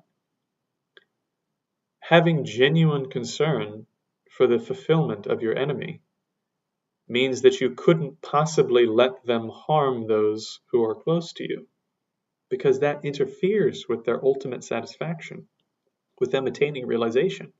They're accumulating negative karma, right? So how do you actually apply these things to real life as you encounter it? You know, the other thing is there's a lot of words that we find in translation like enemy. How many people have enemies in real life? What is an enemy? Well, in real life, in terms of these teachings, an enemy is not like a James Bond villain. You know, it's not like someone trying to blow up the world. Your enemies are those people that you don't like, usually because they did something that you felt interfered with your well-being or happiness. That's an enemy. So an enemy could literally be someone who looked at you wrong at a stoplight while you were in traffic, and you went, "That fucking guy, I can't believe he looked at me that way. Who does he think he..." Right? So how do they fit into what I already know? So this is an interesting question, because what we already know is mostly not Buddhism, right? What we already know is some of it is Christian, perhaps, some of it is Muslim, perhaps, some of it is Hindu, perhaps, some of it is Western psychology and Western education. If we were raised in Asia, some of it might be Confucian values, some of it might be Shinto, some of it might be Taoist values, some of it might simply be the cultural values that we grew up with and cultural understandings that we grew up with. So how do these teachings fit into the philosophies, the understandings, the outlook, etc., that you already hold? They might not fit at all. That's important to know. What is beyond these understandings? This is another interesting one that's extremely open-ended. Although I find that this is a great question when you're looking at for example, Kamala Shila's stages of meditation. Because if we're asking what is beyond this type of presentation, in my opinion, what's beyond that type of presentation are the types of presentations that you find more commonly, for example, in Mahamudra teachings and Dzogchen teachings, in some modern mindfulness teachings. So what's beyond these is, in one sense, what are the types of instructions that I find of a similar character that would be really helpful here, that don't supplant this way of just talking about the issue, right? For example, one of the big issues in meditative circles, if you've been around for a while, is whether or not simply a calm, deeply calm mind, a mind that has attained samadhi, is a technique, right? Is that a skill that you use, being able to generate this really calm state of mind? Or is it the nature of consciousness that you've begun to get contact with? It's a very interesting question. Are you talking about the natural state if you enter into a samadhi, into a highly concentrated, highly awake mind? Or are you talking about a skill of being able to generate a highly concentrated, highly awake mind? Well, it depends on what sort of system you're in. It depends on what stage of the system you're in. Depends. So what's beyond this model of the teachings can have many levels, right? And this is a question, what's beyond this system, that really you're going to ask and answer your whole life. That sort of process never ends. At this stage also, you're probably adding things from other sources to clarify things. For example, maybe in the retreat that you were in on giving and taking, on Lojong practice, the teacher mentioned attachment. And you're going, I've never really looked at the definition of attachment in Buddhist psychological literature. I don't actually know what the critical definition, not something you found on a blog by, some self-appointed Lama so-and-so, but what does it say in the Abhidharma literature about attachment, about raga? What is raga? Because it's not attachment in the Western psychological sense. What is anger? Well, anger is not anger in the Western conception of what anger is. There is a critical term in the Pali, in the Sanskrit, in the Tibetan that's defined in a particular way. And you have to actually understand what these terms mean in their native context. And so, do you think it would add to your understanding of what Rinpoche said about Lojong if you understood what he meant by attachment? I think it would. So, from the Mind and Mental Factors text, you pull out a quote by Geshe Sonam Rinchen, and he's saying attachment is such and such based upon what it says in the Abhidharma literature, for example. Very important. How things are defined in the root language as opposed to their English translations and transliteration. This, again, extremely important point. Translations and transliterations are a stepping stone to understanding what a thing is in the system that you're talking about. They're not the end point. I think it's not a coincidence that many of the greatest scholar yogis of the Buddhist tradition over the course of time have been translators. I don't think that's a coincidence. Now, most of us are not going to become translators. Most of us are not going to master Pali and Sanskrit and Tibetan, much less any one of those, much less master all three or other Gandharan, give me a break. So the work that really does need to be done, in particular if you want to understand just the basics of what's going on in terms of Buddhist psychology is to understand some of the basic terms on their own ground. For example, what do Buddhists actually mean? And this is the same from the Pali tradition all the way up through the later Tibetan traditions. What do Buddhists actually mean by attachment? What is attachment? Without having to look at a text in your head, there should be, attachment means raga. Raga is not attachment, nor is it lust, nor is it this, nor is it clinging, nor is it grasping, nor is it such and such and such and such.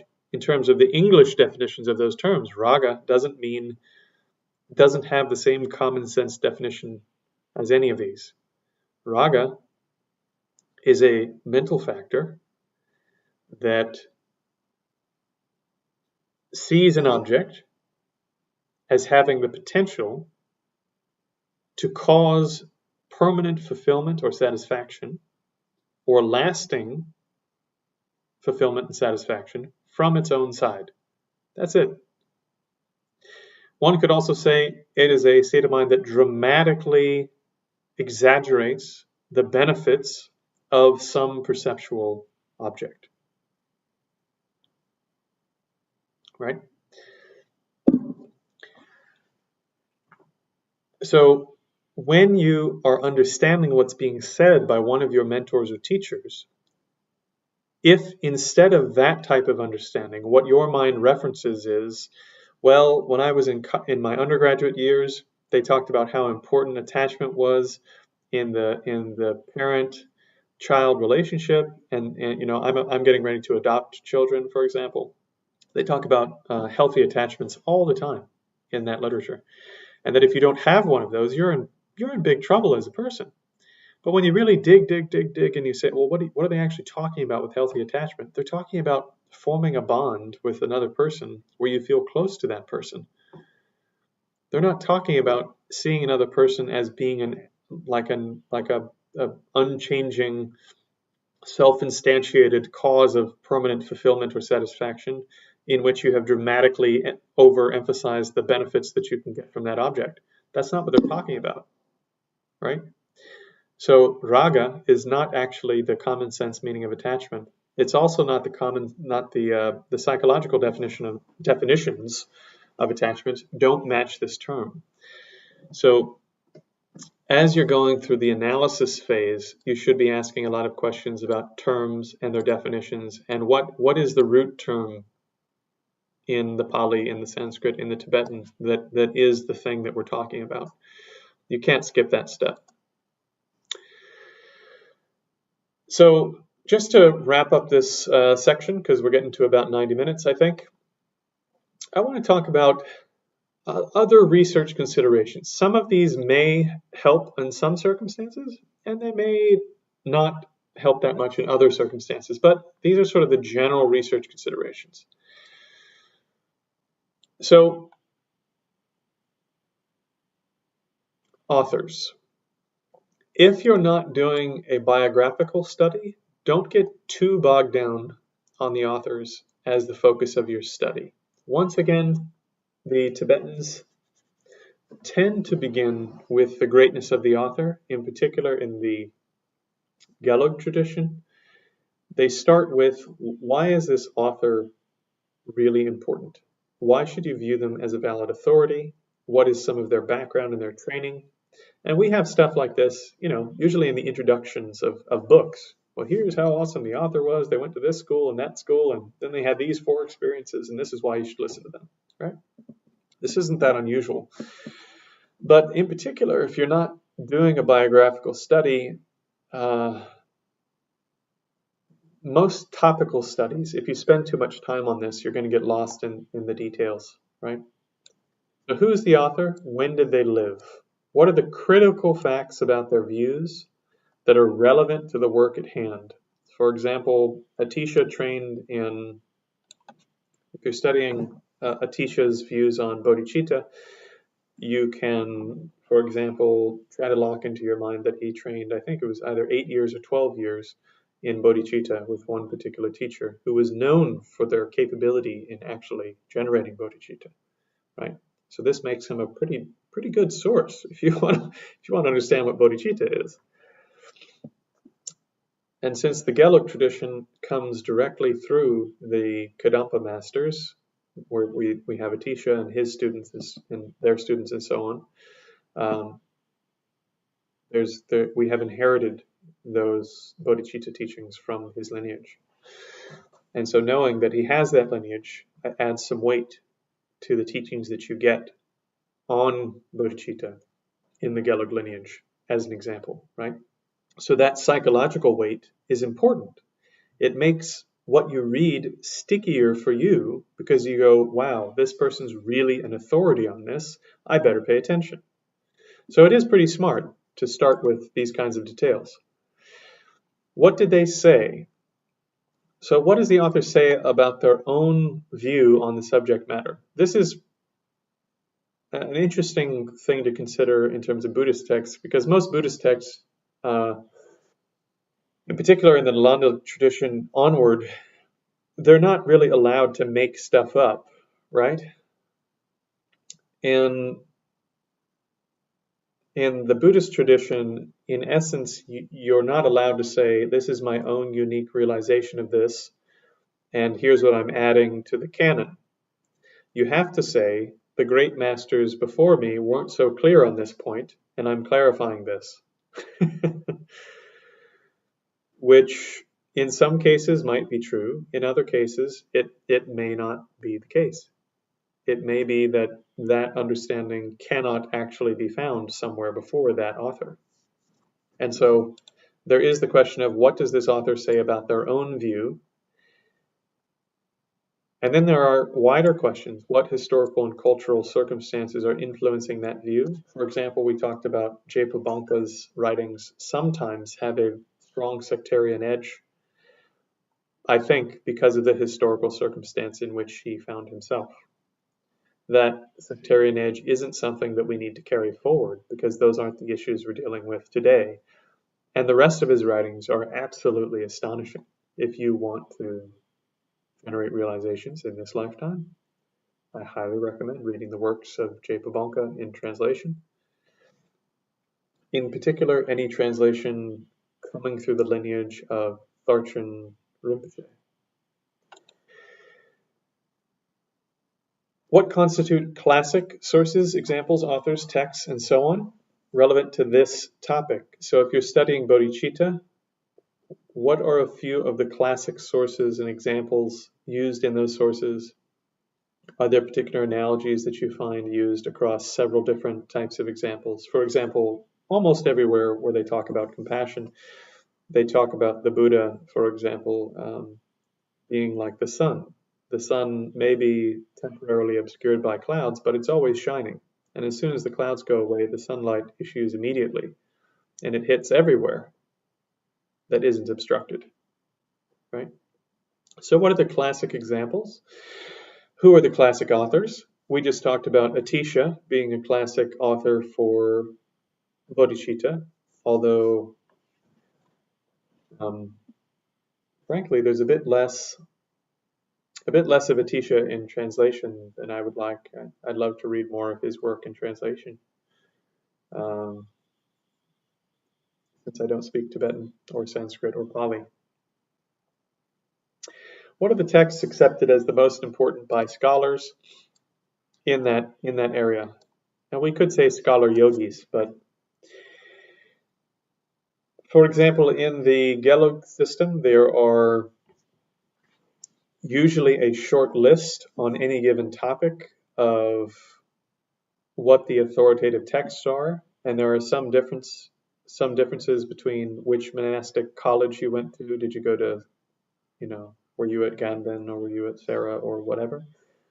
Some of their commentators are different. Some of their commentators don't agree on certain critical points of those discourses.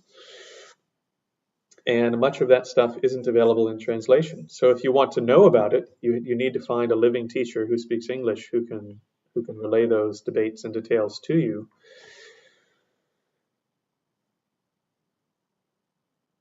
What wider fields does this view fit into? So this is zooming out, right? We're zooming out from culture, we're zooming out from historical circumstances, and we're asking, okay, we're studying meditation, we're studying single-pointed concentration.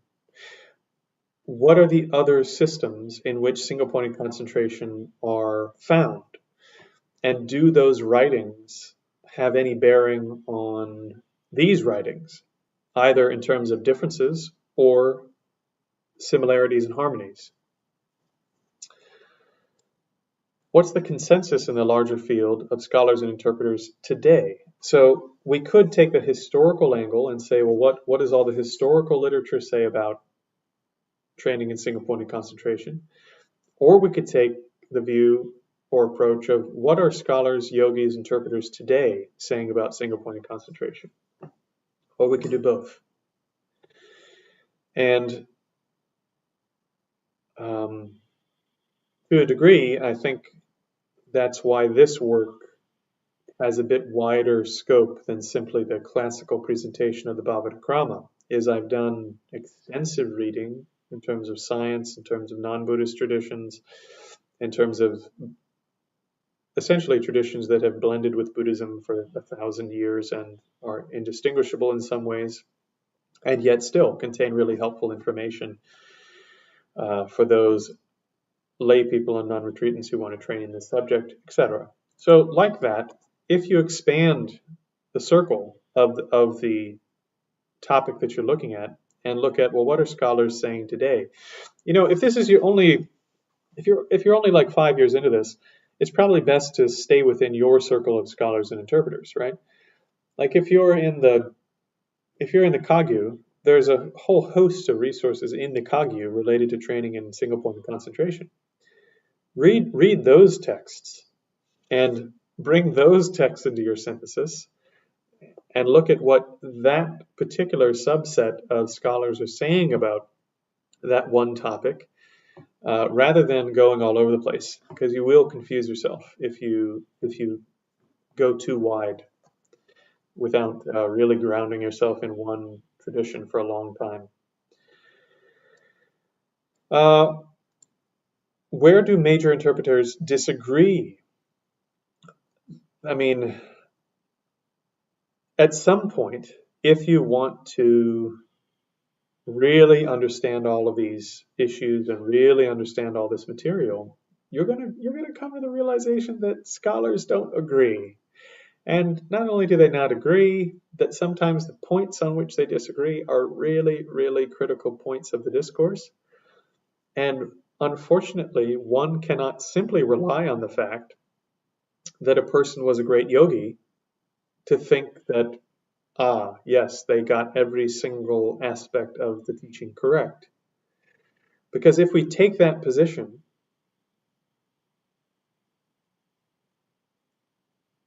what you're going to find is, for a second, what you're going to find is that great yogis don't agree with each other on a whole host of issues, which means that certain teachings were given as tools for a particular audience, right?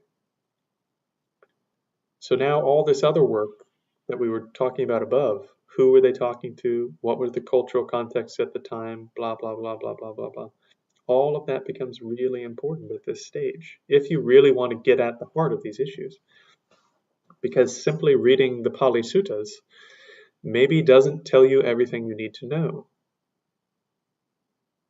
Simply reading the earliest possible Theravadan commentary from the 2nd or 3rd century maybe doesn't tell you everything you need to know. In particular, because the earliest extant text we have in Gandharan is a Mahayana Prajnaparamita text. Just saying. Parallel models. So I already spoke a bit about this, but again, there are quite a few models of meditation, from Qigong to Neigong to modern psychological models, to the Hindu and the Jain models, to the Sikh models in terms of using mantra and so on. Within the Tibetan tradition, there are countless, not countless, but it seems that way at times, There are tons and tons of different models for the same types of training found across the different schools and within the different schools. And so as you get sort of a decade or more into your training with a particular school, it can be very helpful to start looking at, okay, well, what does this school say about compassion, and how are they structuring it? What are they saying is important right up front versus our school? And you might find once again that this sort of hand position doesn't work as well as this, even though everyone in your school stands like this. That because of your disposition, this works better. Period. Right? So these sorts of things will happen in your training, whether you like it or not. If you're being sincere, you're going to find that certain pieces from one place work better for you than the same piece in your school works kind of more generally for everyone else. So parallel subjects. So again, what are we doing in this major portion of the exercise? We are trying to synthesize material, right? We're synthesizing material. We're putting multiple resources in one place.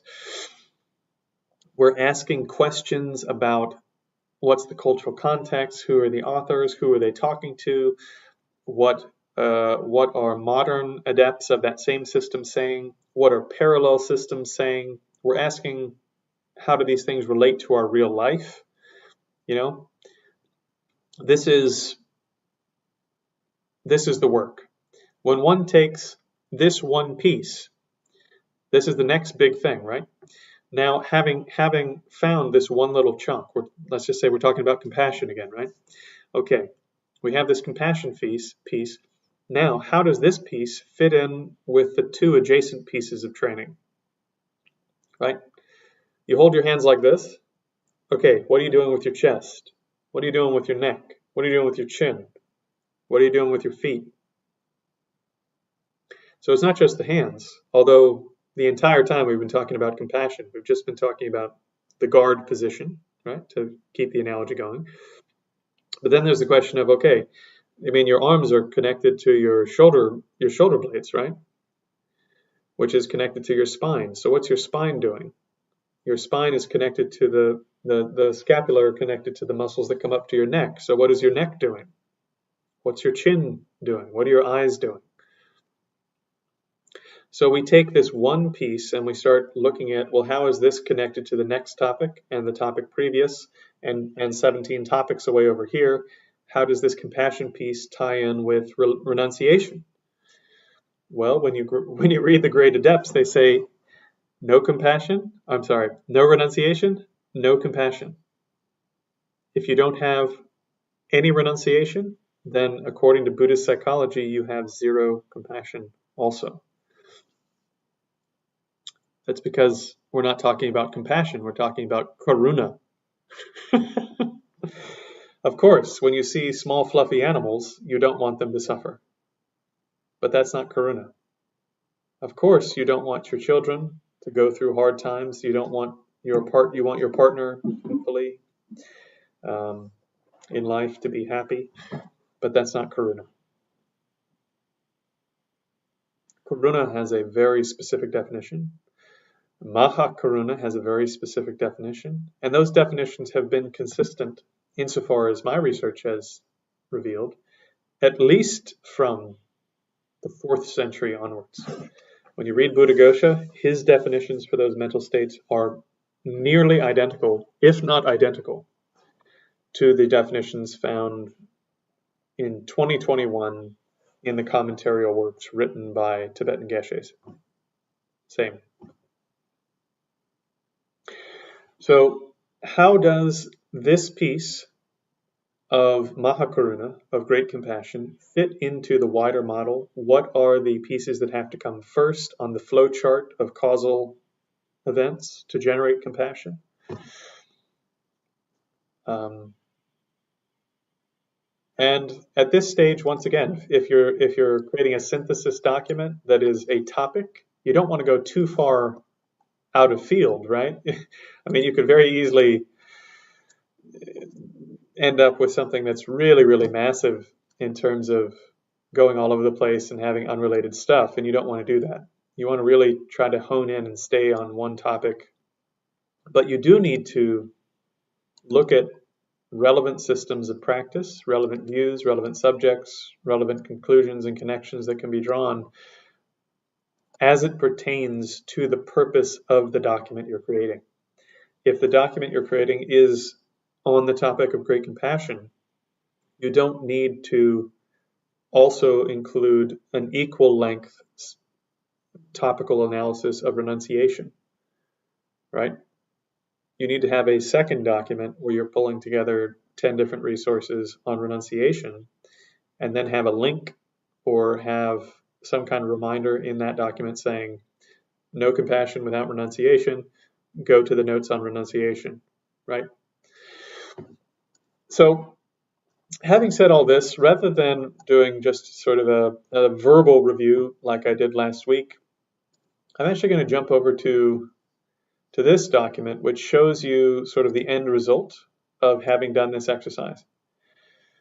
So I just want to start out by saying, if you were to read the Lamrim on the precious human rebirth, let me make this bigger for you. If you were to read the Lamrim section on the precious human rebirth, what you'll find is that it's extremely short.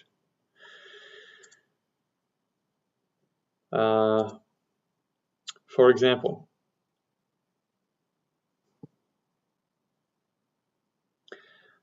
in the Chenmo, you find this.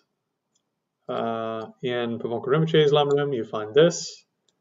And there's a little bit of commentary, but pretty much most of it in most places for this whole topic fit onto like 3 pages, maybe 6 pages on the outside. This is considered to be a topic that's not that hard to understand or get. On the other hand, if you read this topic closely, the preciousness of a human rebirth really underpins the entire meditative exercise. If you can't get this part right, according to the pedagogy set up by the Gelug system, then nothing else you do in terms of this training will go beyond the worldly concerns. Your training won't be mature training. It will be basically a sort of a bunch of training related to you trying to become popular, or you want to make some money, or you want other people to think of you as spiritual, or you want better health, or right? It'll be related to the concerns of this life. So the preciousness of a human rebirth is the foundation for everything else. So I'm not going to take you through this whole document, but here's what I want to show you. So in my little introduction to the topic here, I say, here's where I got all the information.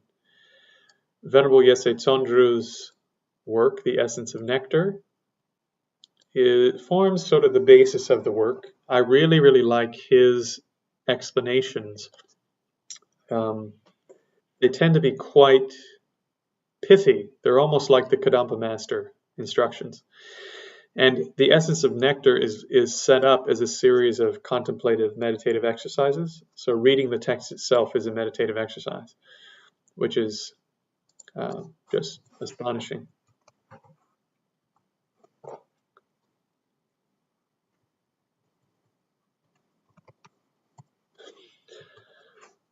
It was also one of my mentor's favorites. So I've also taken the notes from the teachings I received on this subject from Geshe Namdak at FPMT. He was teaching the middle-length Lamrim, but he was also transmitting the middle-length Lamrim and the Precious Master's instructions outlines with an explanation. So that's called not just a long, which would be a verbal transmission just of the outline. It's a shelong. And again, that may not be the right way to spell she because I don't speak Tibetan. In any case, those notes are included. Also, I went to the Lamrim Chenmo. I went to Geshe Lundrup Sopa's commentary on the Lamrim Chenmo. Geshe Tharchen's translation of Preparing for Tantra, which is a commentary by Pabonka Rinpoche on the foundation of all good qualities, which is Lama Tsongkhapa's really short text. Basically, it's a very, very short text on the Lamrim. And I went through also the three principal aspects of the path, which is Pabongka Rinpoche's commentary on the three principal aspects of the path by Venerable Tsongkhapa. Pabongka Rinpoche's Liberation in Our Hands.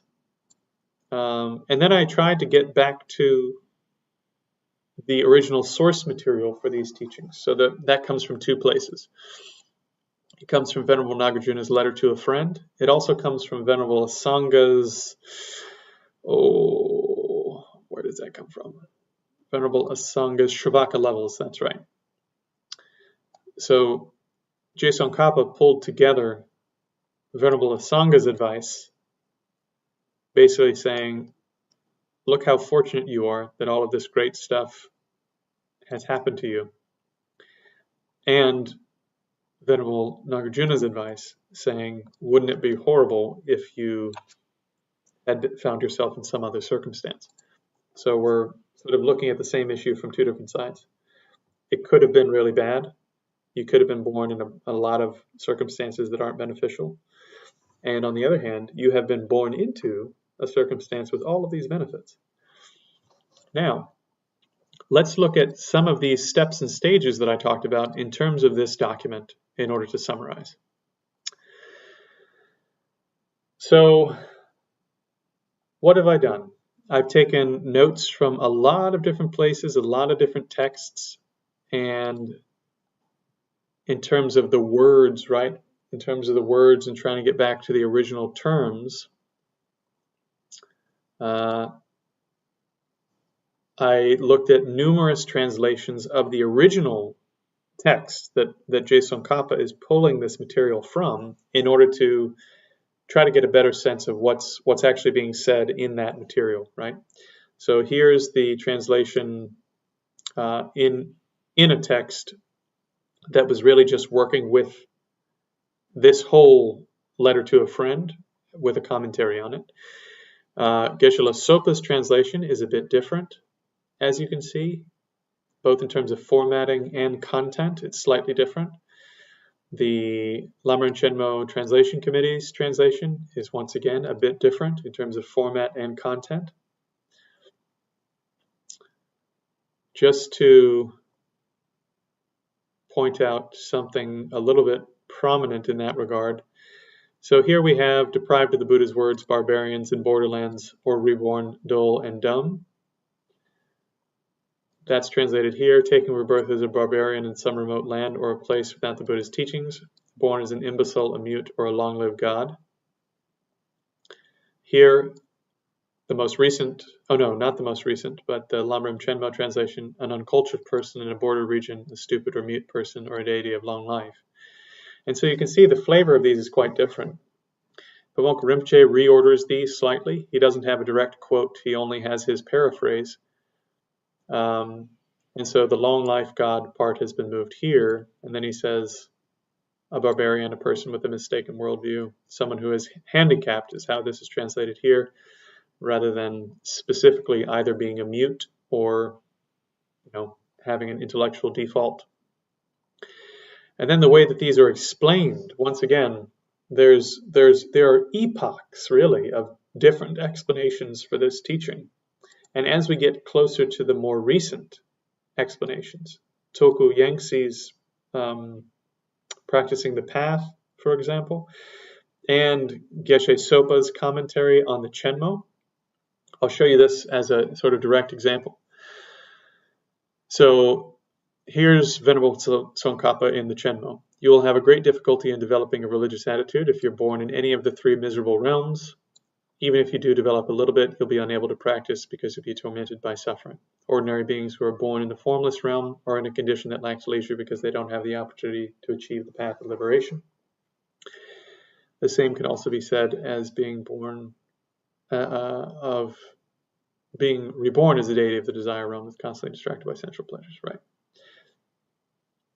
So Geshe Sopa's commentary, actually that's not what I want to show you. I want the human states. Yeah, here we go. Okay, So Tsongkhapa, in particular, he says, okay, if you can't speak, or if you're intellectually incapacitated, or if you have incomplete sense faculties, you can't hear, you can't see, etc. In addition, that could also mean that your body is a sense faculty, so if you're missing a limb, etc., that these can act as impediments to your training, right? One reads the later commentaries that are written in modern times, some of that is de-emphasized, right? Some of that is de-emphasized, and pretty much all the modern commentators say it this way, including Geshe Namdak says it this way.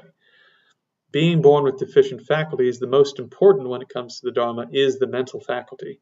Some people are born with mental incapacities, such as severe retardation and so forth, lacking the capacity to understand even normal speech, unable to recognize the difference between good and bad, and so, of course, they lack the capacity to understand the religious path and the scriptures, right?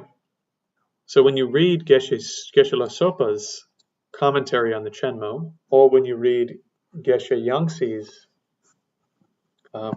commentary on the Chenmo, you find this point emphasized. When modern commentators who are Geshes comment on this text in modern times, you find they tend to emphasize this point. Basically, in terms of incomplete faculties, what's being discussed is, most importantly, that if your mind, basically if you're insane or you're mentally incapacitated or you're severely physically incapacitated, these can be hindrances to the types of communication and study and training that one needs to engage in order to make progress in this life, in the path, right? To me, that is a much softer position than the one that's presented in the Chenmo and some of the older commentaries on these teachings, where it has a bit stronger edge to the teaching, right? I mean, it's saying here quite clearly that if you're missing limbs, if you can't hear, and so on and so forth, that this is going to be a big hindrance for you. And then the question becomes, why would that be a big hindrance in that historical context? Well, if you want to go attend teachings and you're missing limbs, it's going to be maybe a bit harder to get to the teaching if you're missing a leg, right? Maybe if you're missing both your arms, and in that context, basically your wealth is your ability to manage a piece of land, your wealth in an agricultural feudal society is not measured in gold and silver at the level of ordinary people. It's your land, it's your possessions in ordinary sense. And if you can't manage those in a physical way, well, now maybe you lack the resources to get to teachings because of a physical impediment.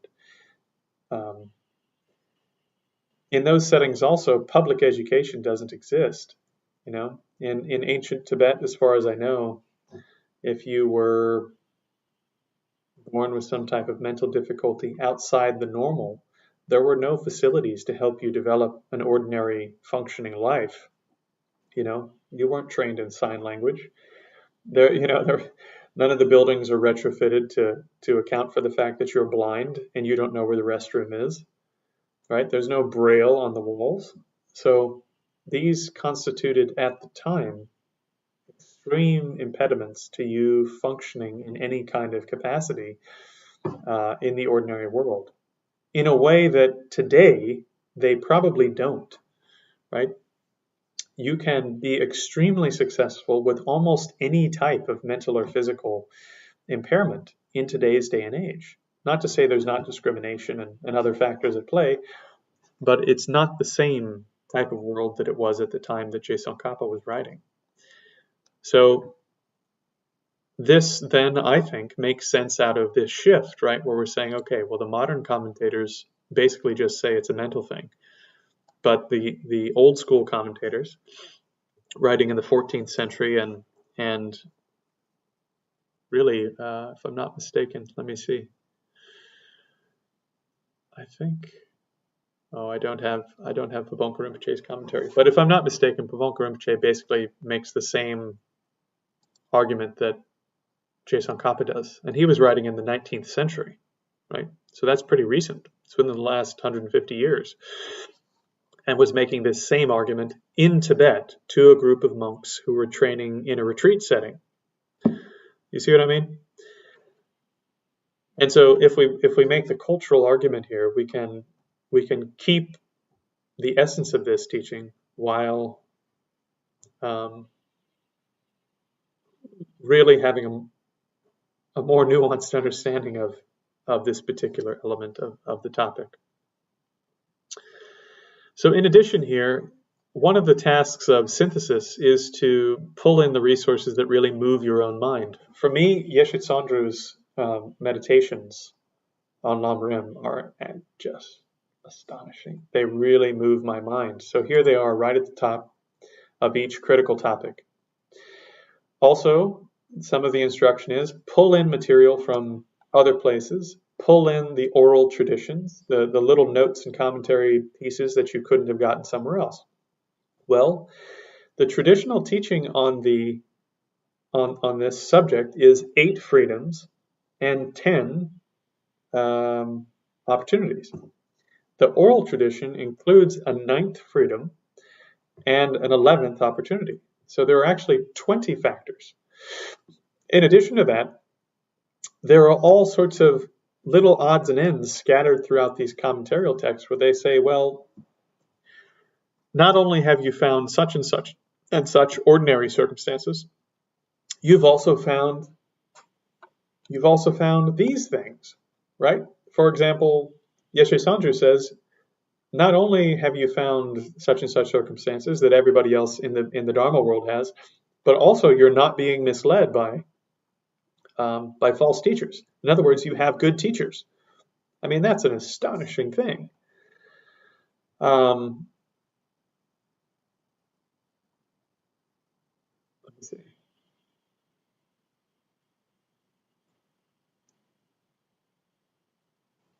Right. So not only do we have all these other conditions, but we were also born in a time where people are still gaining realization rather than just being scholars. This is a huge deal. Not only do we have all the normal conditions, but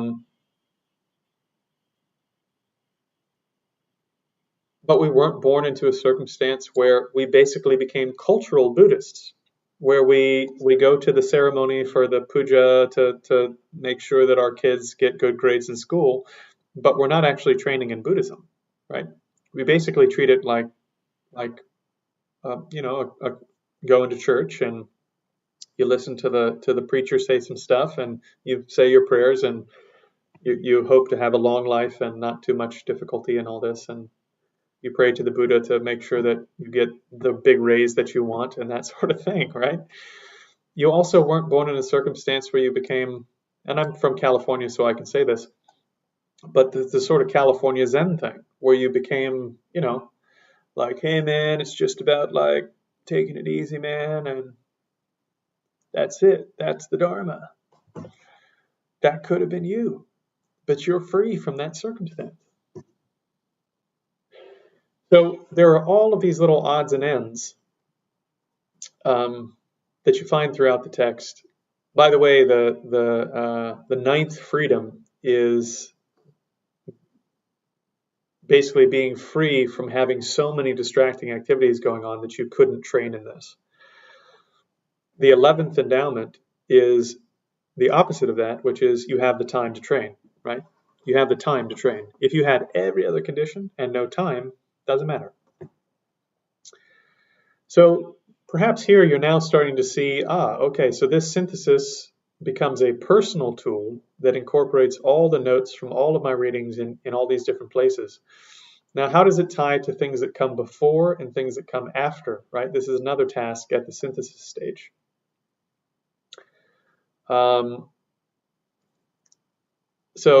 for example, here, I made this little subheading under related details, right? Where I'm talking about compassion.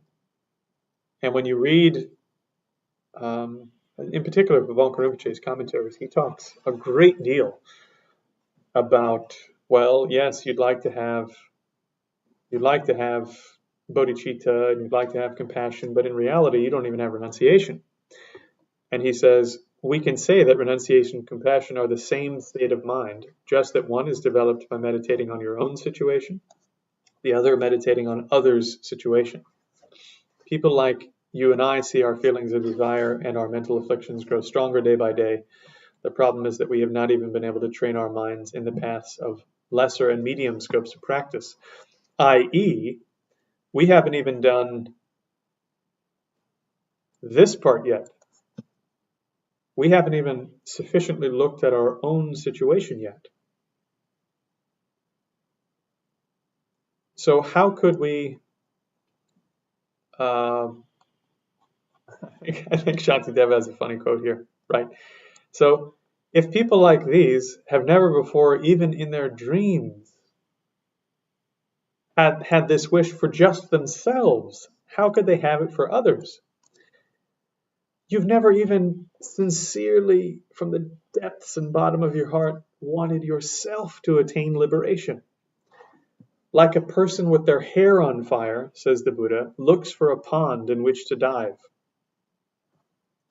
We've never even had that for ourselves. And yet we think that we're going to do some Lojong retreat over the weekend and gain great compassion? No. This subject, the 18 freedoms and, well, the 20 factors, the 18 factors, is the base. Some schools really skip this step. It sort of happens informally, and they go straight to impermanence. For example, Zen, really, they don't have very many teachings, from what I've seen, on the preciousness of the circumstance. They really go straight to, you could lose this. So the pedagogy is a bit different. Also, when you look at Atisha's teachings, for example, the Lamp for the Path doesn't include a meditation on this subject. Now, Lama Tsongkhapa is writing his text based upon the Lamp for the Path. So the Chenmo and all these commentaries that I've pulled this material from are based upon Atisha's text, in theory, right? But in other places, Venerable Atisha says things like this: given the multitude of animals, the attainment of a human life is joyful. When you look at later Kadam masters like the three Kadam brothers, for example, Venerable Puchangwa says, we have obtained this utterly fragile human existence of leisure and opportunity. So within the Kadam teachings, at a very early stage, right? This is right after Atisha, we have leisure and fortune appearing in that literature. So, it's not absent from that period, but I haven't found anything from Atisha specifically, at least in translation, where he's saying, here is this teaching. Also, specifically in the Lamp for the Path, which is what Lama Tsongkhapa is basing the Lamrim Chenmo on, in large part, you don't find that teaching at all. It's absent from Lama Atisha's pedagogy, right? So in any case, you can start to see how these things kind of pile on. You start to get a deeper understanding of, okay, well, in Zen and in Lama Atisha's pedagogies, they have this as sort of an adjunct to the training, but it's not in the core pedagogy for the training. The core pedagogy is look at impermanence and see that you could lose what you already have. And if you do that, renunciation is coming, right? And then look at the realms of rebirth and see that you couldn't end up in any rebirth that will last permanently. And so you need to find a permanent, something permanent that is beyond these realms of rebirth. Okay, so now renunciation gets a bit stronger, and so on and so on and so on.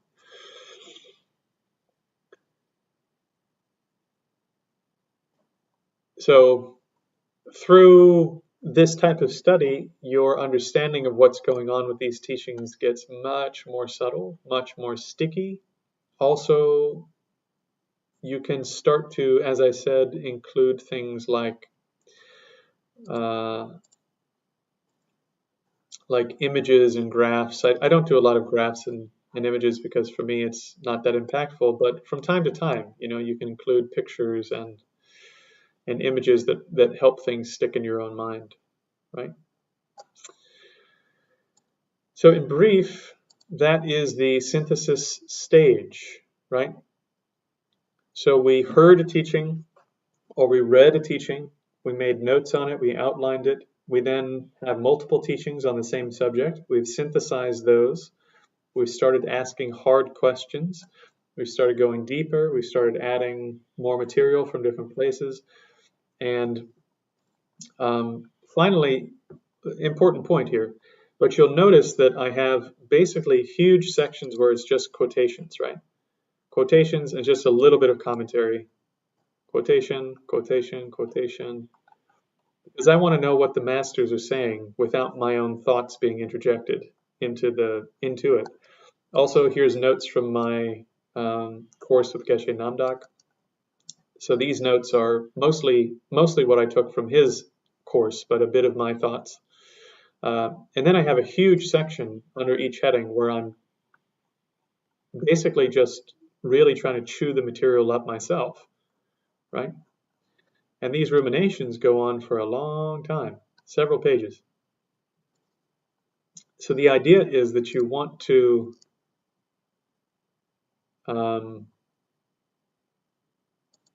even when you're synthesizing, it doesn't mean that you're necessarily making things smaller. It just means that you're trying to get all the material that really moves your mind into one place, and the material that makes your understanding more subtle and more alive in one place. And if it's relevant, you want all of it in one location so that you can turn to this as a resource. For the rest of my life, when I'm starting to go back into the meditations on precious human rebirth, this is going to be the first place I go. It's not going to be straight to the Chenmo, because I have practically the entire section of the Chenmo on that topic right here, right? So we're actually going to return to this document at a later stage of this course, I think, because there's a really helpful section I created here, again, talking about connecting this piece to other pieces of the discourse. One of my questions when I was studying this topic, right, of precious human rebirth was, this is great, but how do I meditate on this?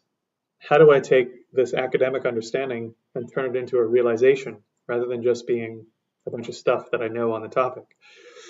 And Venerable Pabonka Rinpoche has really, really, really excellent teachings on this. They're spread out, they're a little bit spread out, but they're really excellent. And so I pulled that in. And also, Tsongkhapa has really excellent instructions on this, but they're spread out in a few places. In particular, letter of practical advice and one small section of the Chenmo. Right? So anyways, now when in the future I'm going, man, I really, really want to try to realize this one aspect of the teaching, or maybe I can contrive this element of the teaching on demand, but under demanding circumstances I can't do it at all. So how do I take that and turn it into spontaneous realization? Well, it's all right here. I have all the information I need to do that right here, right? So these are the kinds of resources you want to start building for yourself in the course of time. This is what they become, right? So this is 158 pages of the best words of these masters, with my own ruminations, my own thoughts on each aspect of the teaching, with the headings from the major texts pulled out, right, with some small edits. So now you can start to see how this comes to life. It includes notes from courses, it includes notes from texts, it includes information from other places that's helpful to my own understanding. So this is the synthesis stage. You're really starting to chew the material to really get your hands on it. The next step is meditation. And it's the meditation portion of this process where you start to more or less officially take your understanding from sort of just the academic side, where you really get what's going on, and turn it into something that changes your behavior. So we will discuss that next time.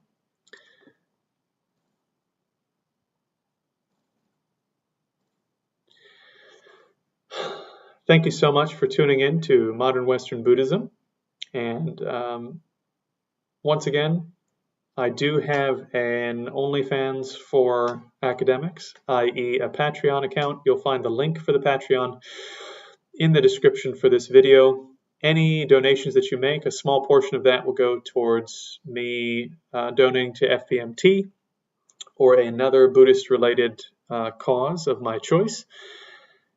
But the lion's share of that will go towards supporting my PhD research, which is ongoing and is hopefully going to bring Tibetan philosophy into contact in a profound way with Western philosophy, as well as supporting my own personal practice. So your donations are very welcome and appreciated, and thank you for tuning in. If you have any questions, please don't hesitate to reach out to me personally. Seriously, I'm happy to meet with you on Zoom. I'm happy to email with you, whatever you need to penetrate this material and penetrate the teachings that you're getting in the lineage that you're in. Thank you so much.